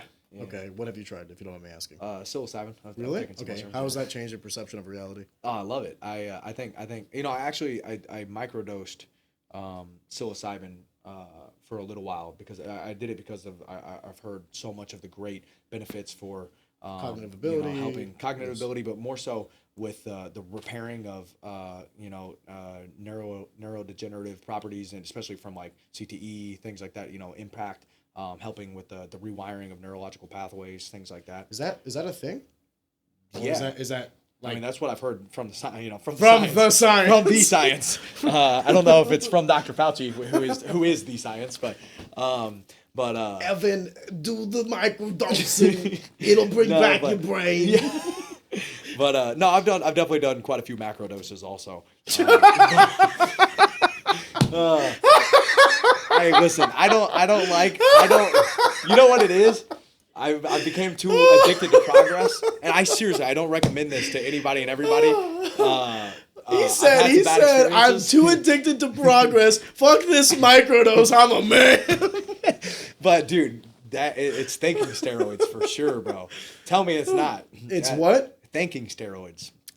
Let's just say in the past couple of years, I've expanded the purview of what I've considered to be acceptable to ingest and what I have not. And in doing so, it has only benefited my life. It has made me question every aspect of my life. And I don't necessarily think that it is a universal good or bad. I just think that it is.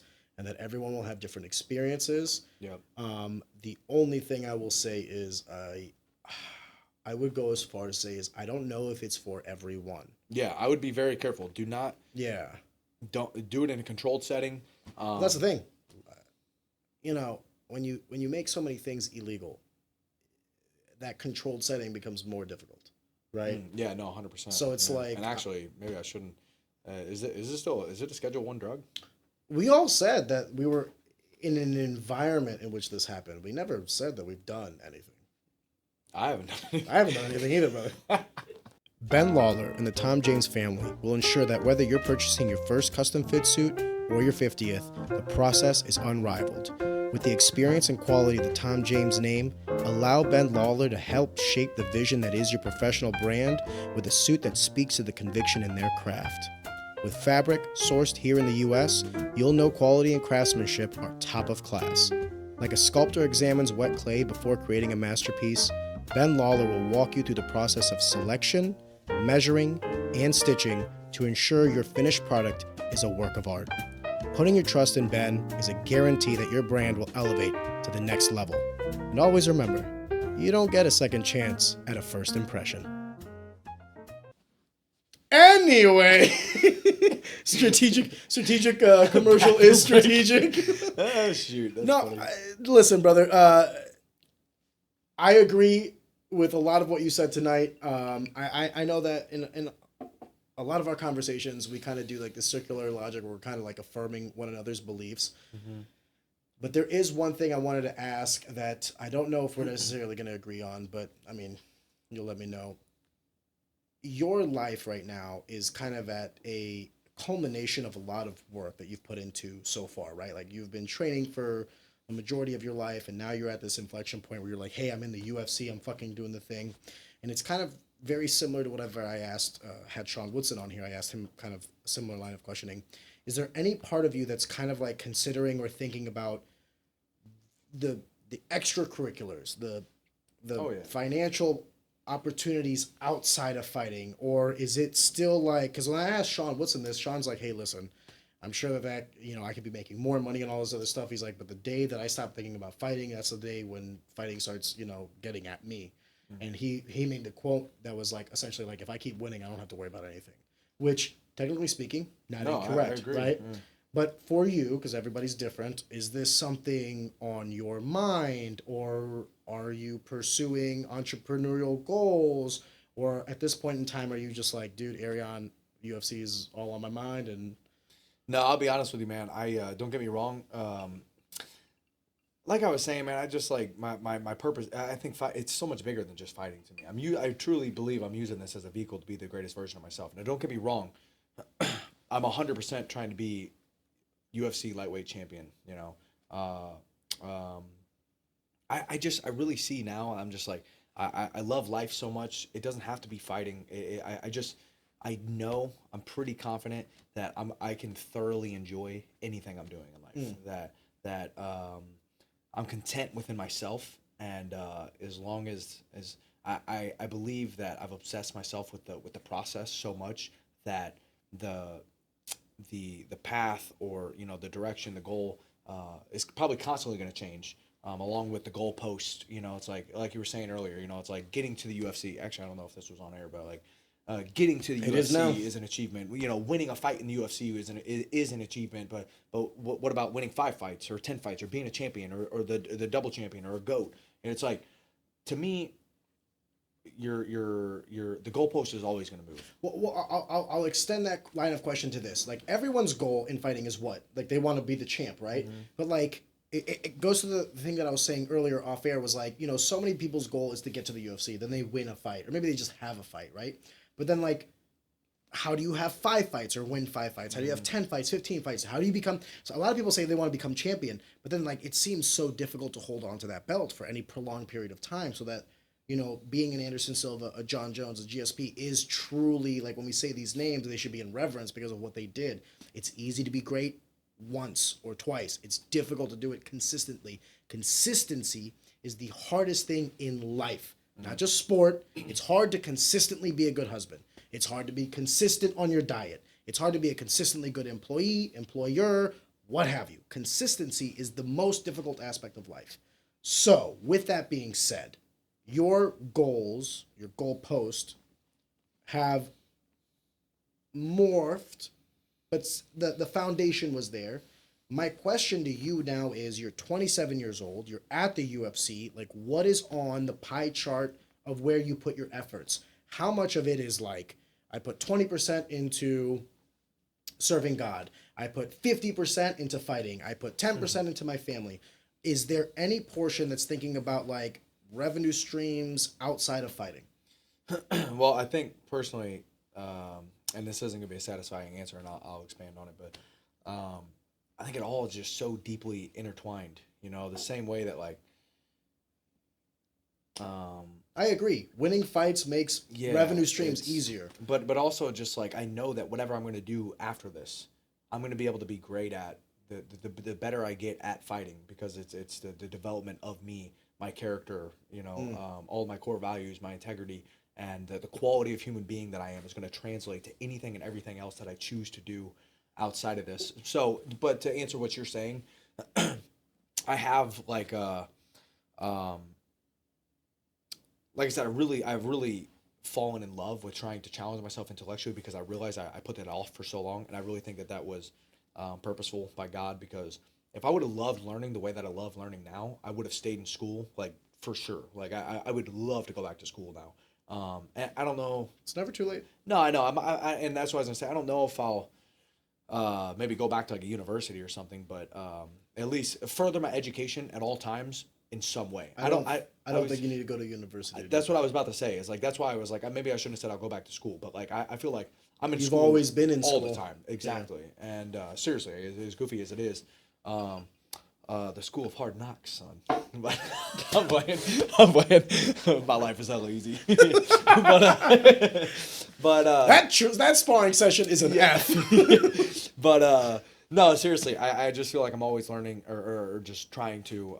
But as of recently, man, really funny. The last couple months, especially since I got to Vegas, I've been trying to be much more business minded because, funny enough, my funds were getting super low from not fighting for almost a year. Also, I was still on my first contract with the UFC, not making any money, and I kind of was a little bit frustrated.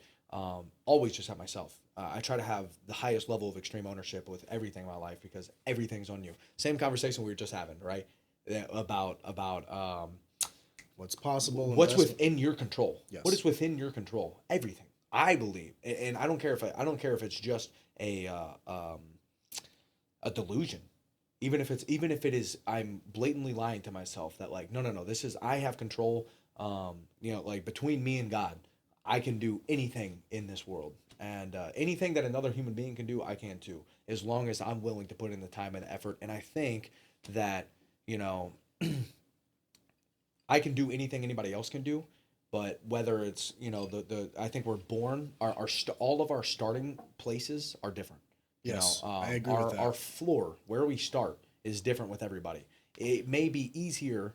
I might have more success, find more success, or have an easier route to success pursuing certain things as opposed to being 5'4" and being like, you know what? I still believe I can be in the NBA. I believe you can. I really bet. If somebody, there's been short guys, 5'8", 5'9", whatever, figure out how to be in the NBA. Easy. As it was leaving my mouth, I was like, ooh, hey. Short at 5'7". I didn't mean it, dog. I didn't mean it. Listen, as a fellow short king. It's subjective. But when them motherfuckers out there 18 foot, 6 foot 12 dude, on the basketball have you ever floor. been next to a guy that played like college basketball, not even NBA? No. Well, I mean, yeah, I have. I mean, I've been around. Dude, there was a... Dude, my head was dick level. Yeah, it's ridiculous. And I felt so like, oh, you're a different thing. Yeah, I felt emasculated. I was like, bro, if I had to blow you, I wouldn't even have to get on my knees. I was just like, what is going on here?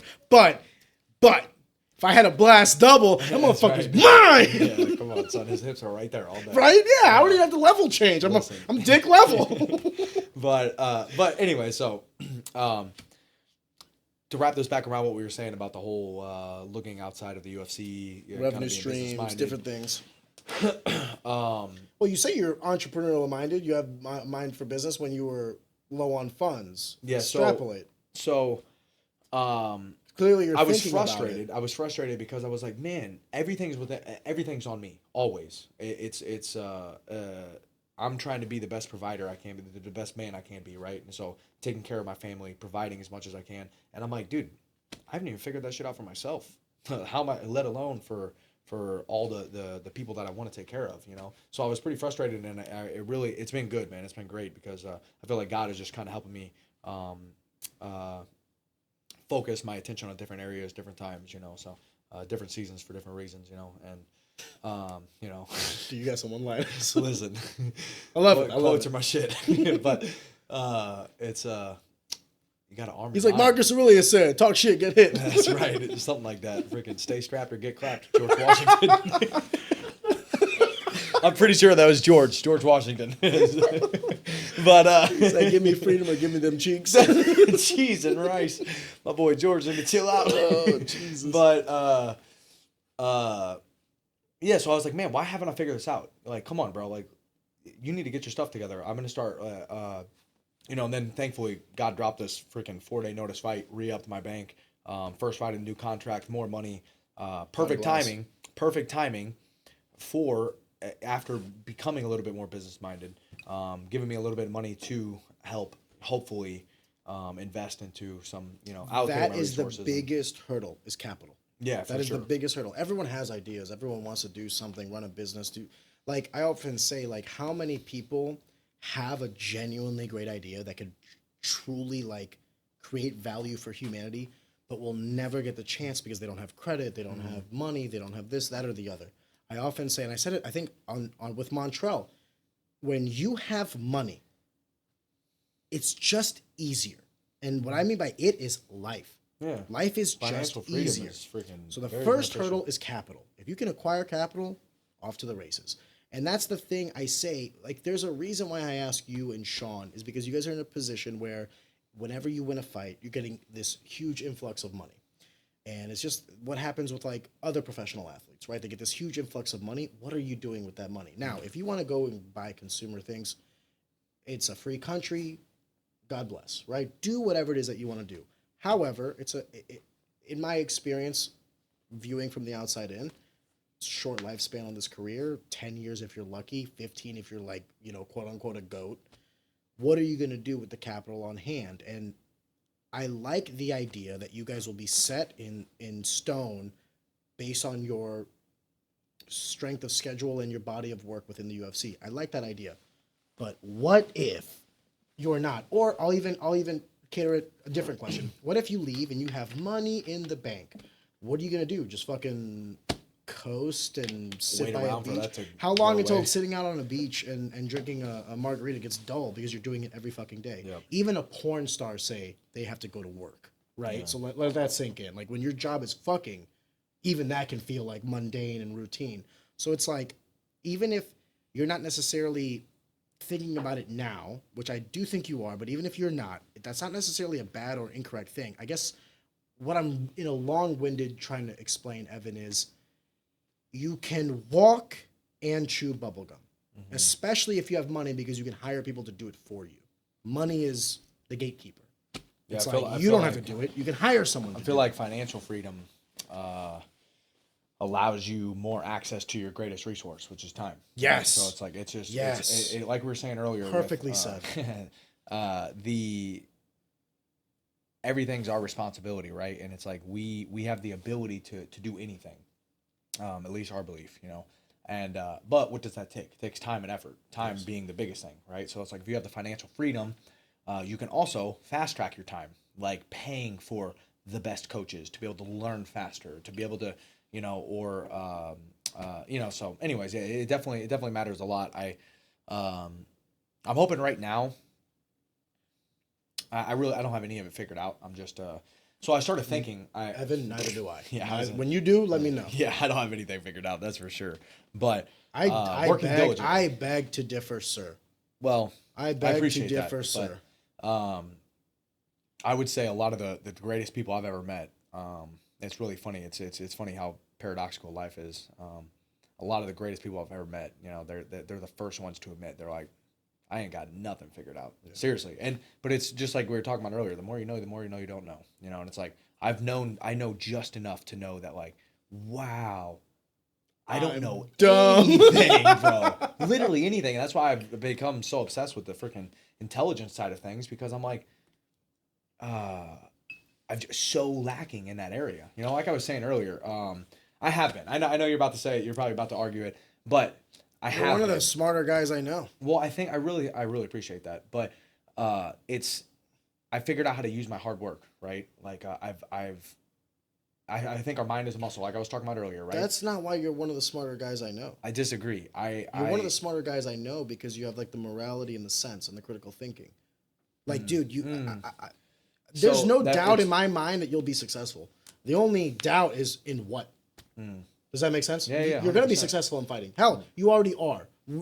Like I said earlier on the phone, you already are a success in fighting. Now we're just arguing how much, right? Like how big of a success. But like anything you do outside of this is going to be a success because of the mentality that you carry forth. That's why I say you're one of the smarter guys. You say and do shit the way you walk this earth is, Evan, never... When you walk into a room, you need to start realizing that you're not the dumbest in it. No, I don't think that. Well, it's also I've also realized enough that I don't have it figured out. I don't have anything figured out, and I am really dumb. I really do believe that. But I'm also no offense to everybody, but I think we all are. I really think that we probably, I don't think anybody's got this stuff figured out. And I don't think that we, I would agree. And like I said earlier, I like to, I subscribe to the idea that none of us actually know anything. And then we're all just trying to do our best. Seriously, we're all just trying to figure it out as best as we can. And if it's humanly possible, it is too within my capability, you know? And I'm like, why now I've believed in myself enough and gotten to know myself enough and know other people, even extremely high level individuals, enough to know that we're all just humans, we're all just people, and we're all wildly capable of doing extraordinary things. Why too wouldn't I be able to? So I do have a deeply rooted belief in myself. And you know, it's funny, before this last fight, I was doing like the fighter meeting where you talk to the commentators and stuff before, you know, it's like, how you feeling for this camp? You know, were you doing anything? You know, you took the fight short notice, you know, they're just trying to get stuff to talk about, understand, you know, and Dominic Cruz was like, he's like, let me ask you real quick though. He's like, when are you going to start being confident? Because he's like, I don't believe that you even believe you're going to win this fight, you know, the way that you're talking. And I was like, you know, I understand it because, you know, I given Darius Flowers this credit, you know, I'm like, I'm not taking him lightly. But, you know, to me, I'm just like, that is the dumbest question to ask a UFC fighter before a 4-day fight. Well, why? If you were there, when will you be confident? Are you fucking kidding me? I took this fight on 4 days' notice. Tell me one thing that exemplifies giant balls than that, Dominic Cruz. I'm not trying to be an asshole, but like that's just a dumb question. When will you start being confident, motherfucker? I was confident when I signed that piece of paper. And I hope that I didn't misquote him. He might have said something different. Maybe I'm not saying you did verbatim, but if that's the line of questioning, I get where he could possibly come with that. But I still think that's a fucking stupid question. But every fighter goes in there confident. They're not going in there thinking they're going to lose. Why would they accept the fight? I don't know. You don't think so? I don't think so. I don't. You think they know they're going to lose? Yeah. I think that some people, I think that a lot of people, deeply subconsciously, they are, because I can tell you firsthand, I'm very nervous every single time I fight. Yeah, but you're not going in there thinking you're going to lose. I've been nervous too, my man. But I thought I was going to go in there and fucking murder somebody. Yeah, but I was like, this guy might hurt me. He might knock me out. But if he doesn't, I'm going to fuck him up. I mean, I doubt it at the UFC level, if that's what That's what I'm trying to say. Okay, I'm sorry. You have to understand, it's the... At the UFC level, no, I don't. I'm not asking some amateur who's like 4 fights in, or maybe they're... I thought you just meant fighters in general. No, you got Dominic Cruz, an ex-UFC champ, asking another UFC fighter, when will you be confident? Yeah. Motherfucker, are you serious? You should know this. And no. By you, I mean him, sorry. I'm sure he's a great guy. I'm sure he's a great guy. No, he is. He's super dope. Yeah. I'm it's sure in the context in which I was speaking, I'm sure it made more sense. But I'm like, to me, I just personally, maybe I should be more outspoken about it. I don't know, but I don't think so. I don't think so. That's exactly how I feel. It's like I don't personally feel the need. I've seen way too many people, in my opinion, the most outspoken, confident people that I know, you know, are generally the least confident. They actually have a lack of confidence in themselves that they actually probably don't even know.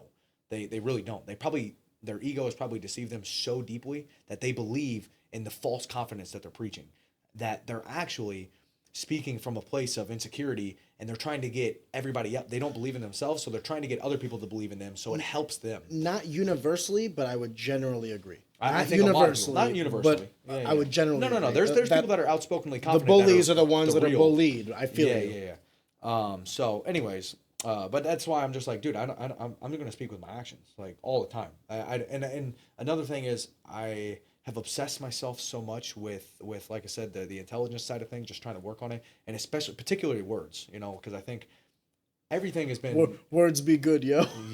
Words be wording, you know what I'm saying? I don't know what even that means. Drugs are a hell of a drug. CTE gets you messed up, kids. But no, for real, like I was saying, I think the only things that matters in life, you know, talk is cheap. We can talk about anything. We can say whatever we want. Like I was saying, through trials and tribulations, suffering, we figure out what the heck we're made of, right? Because then we're going to figure out what actions we're really willing to take. It's really easy to say we're going to do something. Or overcome. It's which is through our actions. We're going to overcome through our actions, right? And but our thoughts are our precursors to our action. So if you well equip yourself with the proper mentality, right? If you construct your thoughts, the better your thoughts, the better your actions. A lot of times, in my opinion, because even a lot of times, so like this is the power of belief, right? Yeah, and But like I was saying, I really just think our thoughts are the precursors to our actions. So if I can, the better. So then let me turn that on its head, though, because I'm sure you've always been confident, but your pro debut, okay, and forgive me for bringing this up, your pro debut, short notice fight, up a weight class, you lose.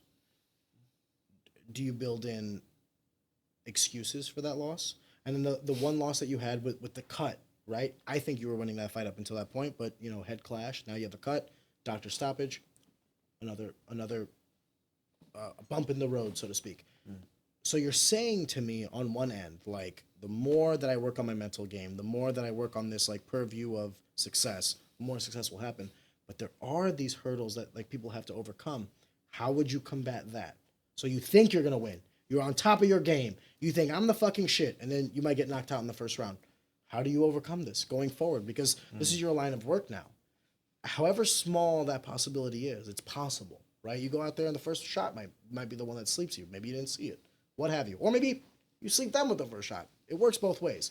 But what I'm trying to say is all of these things can line up and still fall short. Oh yeah, you can do everything within your power, do everything right, and still fail, right? And to me, I would say my faith is what as silly as this may sound, and I've met other people and I've heard, especially other world champions. Funny enough, having I said other world champions. Well, I guess maybe maybe I am confident, but but anyway, As a fellow world champion, I've heard world champions actually having this the same thought process of like, Chandler. No, yeah, I won't even name any names or nothing. I mean, not that it really matters, but almost just surrendering to the idea of like, dude, I am so unbelievably committed to the process. And I'm detached myself from the result so much that like that is 100% the direction I'm trying to go. I'm working towards the UFC world title. But if I don't get it, God's got another plan for me. It's got and I really truly believe and it's even this last fight. You know, coming out of the PI, I got a phone call from my manager. I saw I had a missed call, and I was like, "Oh, cool! You know, it must be fight news. Finally, it's been a year, you know." And call him, and he was like, "Dude, can you fight in 4 days?" And I'm like, "Fuck, dude, you kidding?" Like, So your first reaction is like, God damn it. yeah, 100%. I was super nervous. Immediately, butterflies in my stomach, and I'm like, "Oh man!" And then immediately I started thinking in my head, and I was like, I don't know, you know, 4 days notice, that's so short. I'm 1-2 in the UFC. Yeah, that's the other thing I'm going to ask you. Is this the right risk? And immediately I was like, yes, 100%. Like, I don't even care. Please put me in. I don't care who it's. I'm not even kidding, dude. They could have called me and been like, Ev, we need you to fight Kamaru Usman this weekend. I'd be like, fuck, dude. Well, I got to do it. Paid. I got to do it. I got to because, and I'm just so, and I don't know if it's where I was. I just, dude, I really believe there's our intelligent creator is so good, man, and he just so perfectly designed this place, even in all of its imperfections, right? And like, there's a price to be paid for everything. There's this weird duality of this he taketh, but he giveth. Always, right? There's a price to be paid for everything, and a lot of the times the most valuable things in life are not monetary, right? I'm not gonna pay you $1 for it, right? Our relationships, peace of mind, healthy body, you can't pay for them. Like you got to earn them, right? You got to earn them through different ways, and a lot of times I believe the price to be paid for the great things that life has to offer is just overcoming fear. And everything that we truly want in our life lies right on the other side of our comfort zone and overcoming the fear that's going to keep us within our comfortability, right? So as soon as I get nervous, as soon as I sense fear in myself, and it happens a lot, I'm like, ooh, that's where I need to go. I have to. I'm trying to remove even the choice of like, oh, I get nervous. I'm like, oh man, maybe I shouldn't. No, shut up. Shut the fuck up. You got to do it. You're doing it right now. Just pull the trigger. Do you put yourself in positions where you feel like your back is against the wall? 100%. You have to. Have to. Because I don't have confidence. I do now. But it's because of that. It's because I'm like, I never did have confidence. I'm a very unconfident person by nature.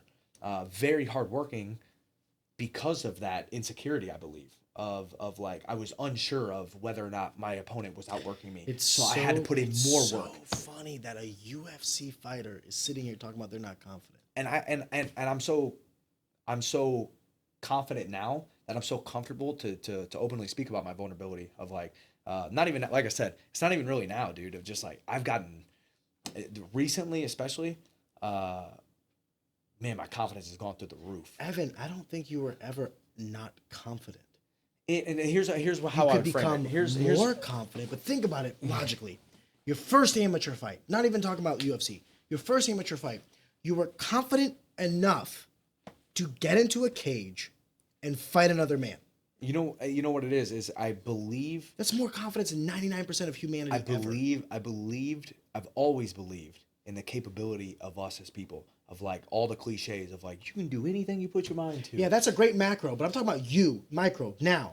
You Well, say... you know what? I really believed in the process. That, well, people always say you can do anything you put your mind to. I want to be a UFC world champion, so I can do it. And I'm like, but dude, I would be so nervous. I'd be a nervous wreck. I would be super unconfident, right? And moments. Yeah, Moments yeah. of But I weakness. have always believed that I can do anything, right? Beautiful. Because we can do anything. I really that's what I've always believed. I don't believe that I always believed in myself. I do now. Now I really have a tremendous amount of confidence. In the entirety of the time that I've known you, I've only ever gotten humble, intelligent, and confident. I've never. Well, thank you. I've never thought I'm sure. Well, just you like fake every it till other you make person, it, right? I'm sure, just like every other person in every other aspect of life, not even fighting, insert whatever your industry is. Fake it till you make it is a great term, but I'm sure that like you have moments of like, not can I do this, but like, what if it doesn't work out? What if I become the highlight reel? That's doubt. That's in everybody's heart. But to say you're not as not confident, give yourself some more credit. No, and I'm sure, and you know, maybe it's me. I've always trying to spotlight my weaknesses so I can then attack them and make them strengths, right? So maybe I have a propensity to focus more on my weaknesses, you know, to like, which I think has been a great strength of mine. You know, it's like I'm constantly trying to figure out what needs to be improved. I'm addicted to that progress, you know. So do you talk to, and this might be like do you talk to a lot of the other guys from St. Louis by any chance, like Charles Johnson, Buckley? Not really. We're all super cool. Yeah. You know, like I just saw Buckley yesterday. I'm gonna do a podcast or something with him Sunday. Nice. Yeah, dude, freaking super dope guys. Actually, me and Charles fought on that Denver card. So I got to see him then. Yeah. So yeah, I'm super cool with everybody. You were earlier in the night. He was a little later, but Yeah. you guys both got impressive finishes. Yeah, thank you. Yeah, no, his was sick, bro. That freaking uppercut, uppercut was dude. dope. I'm not gonna lie. It was sick, bro. I was so hyped for him. Yours was cool too, so though. So hyped for him, dude. We were all in the back watching both of your fights. Can I tell you that? Oh, for real? Yours and his. And Where for? we're at Shamrock FC for the local fights, and we were in the back. Jeff Henry had the phone on for Charles, but before yours, I forget the gentleman's name. I'm so sorry, guy that I was looking at the phone. I was looking at. Yeah, it was like before, and he's like, I got Evan Elder's fight on. I was like, fuck yeah, like let's watch it. And can I tell you something? For both you and Charles, and if you talk to Charles on the podcast by any means, or if you talk to him in passing,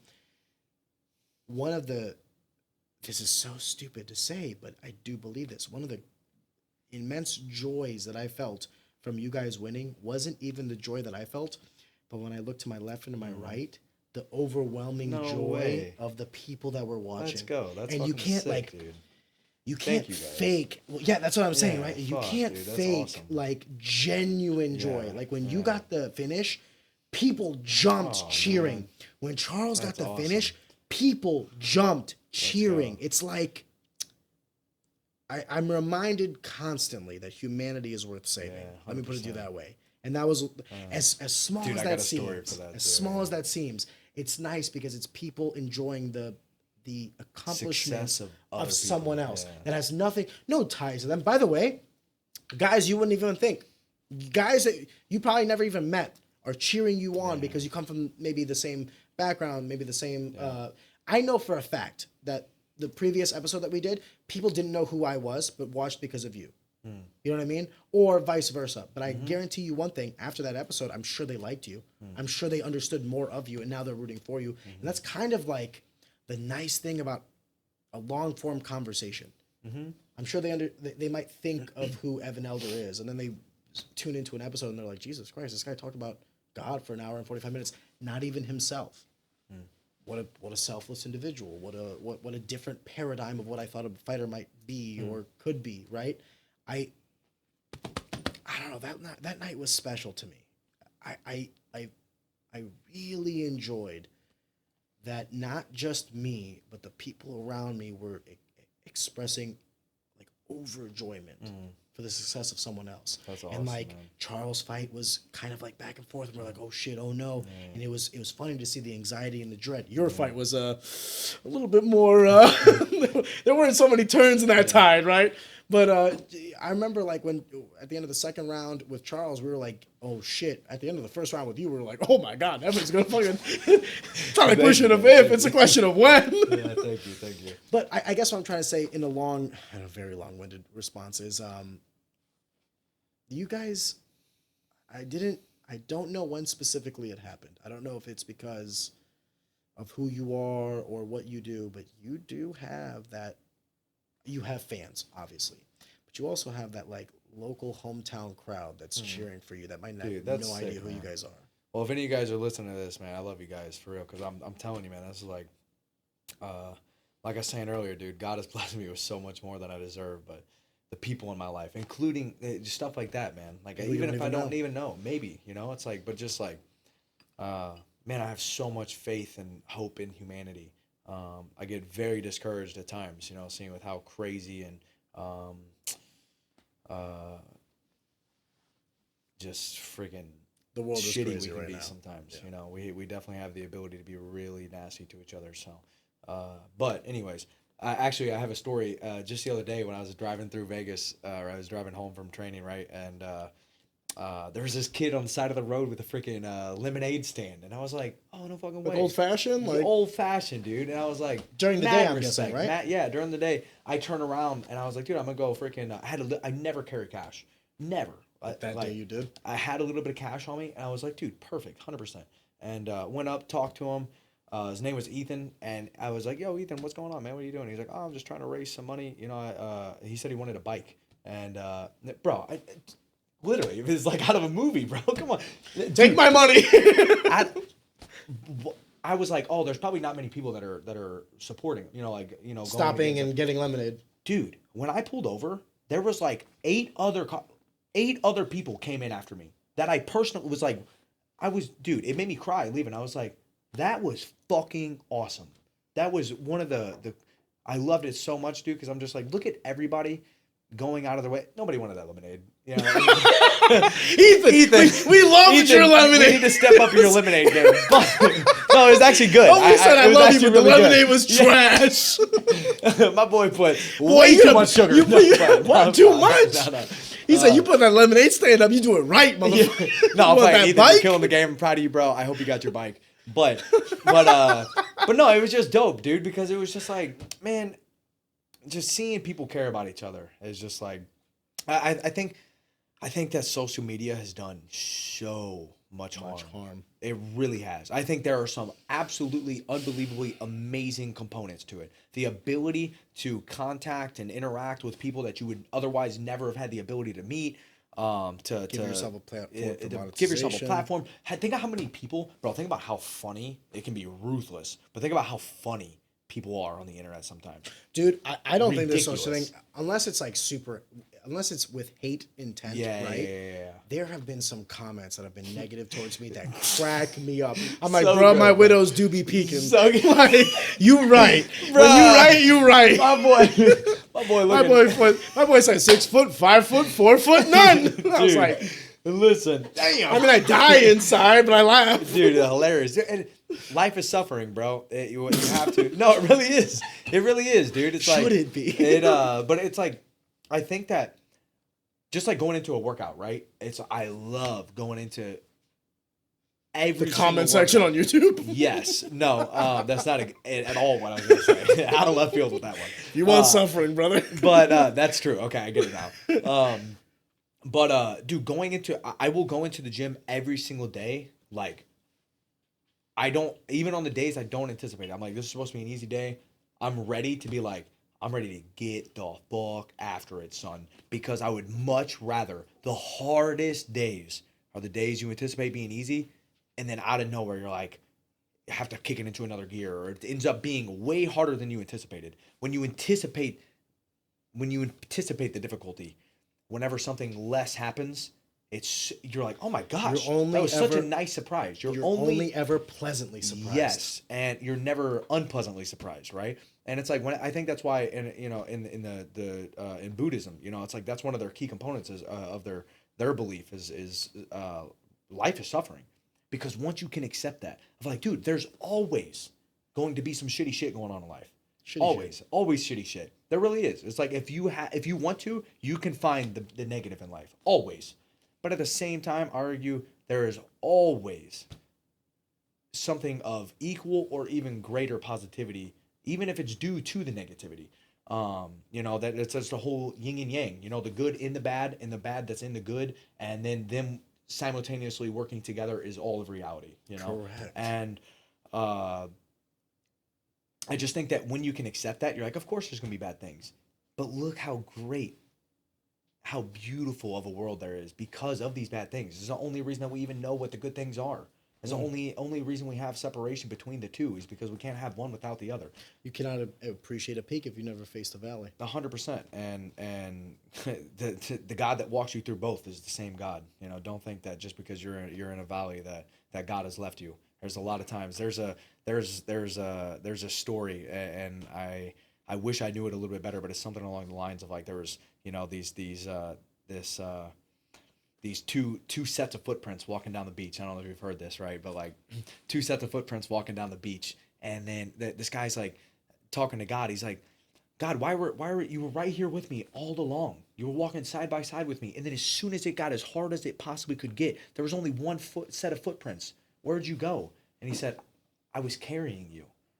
And man, I just love that so much, dude, because it's like, I just believe it so much, and God will never leave us, and it's only us that make the choice to turn our back or walk away from him. As far as we think we want to go from God, he will always just be one step away. But he's not intrusive. He gives us I feel like this is where our free will comes from, is there is no true love without free will, right? If it was forced, what kind of love would that be, right? It's not. It doesn't exist. Exactly. So it's like, I think that's where our free will comes from, and from our free will comes all of the negative things in life. We create them, because we have the ability and the choice to do good or bad. And so I think a lot of people. I heard this argument one time. They're like, like, if God is real, if he's all good and all powerful, then there should be no bad things, right? And I would just say, if there is no God, where does bad come from? Because you're taking a perfect equation and adding an imperfect variable. That's interesting. But if you took God out of it, okay, there is no God. Why do bad things happen? I would say people. Yeah. People. The imperfect variable. Yes, and I feel like listen, I think it could be true that we're just choosing to live apart from God in a manner that he. I think it's humanity. I think, listen, and we've been going an hour and 51 minutes, but we'll make this the closing argument. I don't think we are flawed, not by design. No, 100%. I think this is how I choose to think about it. Call me crazy. If the true peak of humanity is to progress and to overcome hurdles, if everything was perfect, how could you ever have a hurdle? If everything you ever wanted was available to your fingertips, what is life? You need to have strife. You need to have difficulty. You need to have things to overcome. Who creates those? Other humans. If God came down and gave you everything, what life is that? Yeah. It's a paradise on earth, which is it's a fiction of a paradise. Yeah. You need other humans, and you need, this is going to sound so crazy, I know. You need disease. You need all these things because it also offers you a purview. I've never felt more wisdom and love from people that have been faced with their mortality. People that knew they were going to die. Always. I used to hate God because they took my mom early. But now when I look back, that woman made me the man I am. So in a weird way, it was also like a gift and a curse. It's a double-edged sword. And all I'm saying is, when you start looking at it objectively, did it help you or hurt you? In a lot of aspects, everything we do in life does both. Mm-hmm. And I think that's by design. Yep. It is a perfect equation with an imperfect variable. That's how I look at it. I like that. Yeah, I like that a lot. I have an elder. My guy. Brother. I love it. Love you, bro. Always good to see you. Always good. Catching up, cutting it up.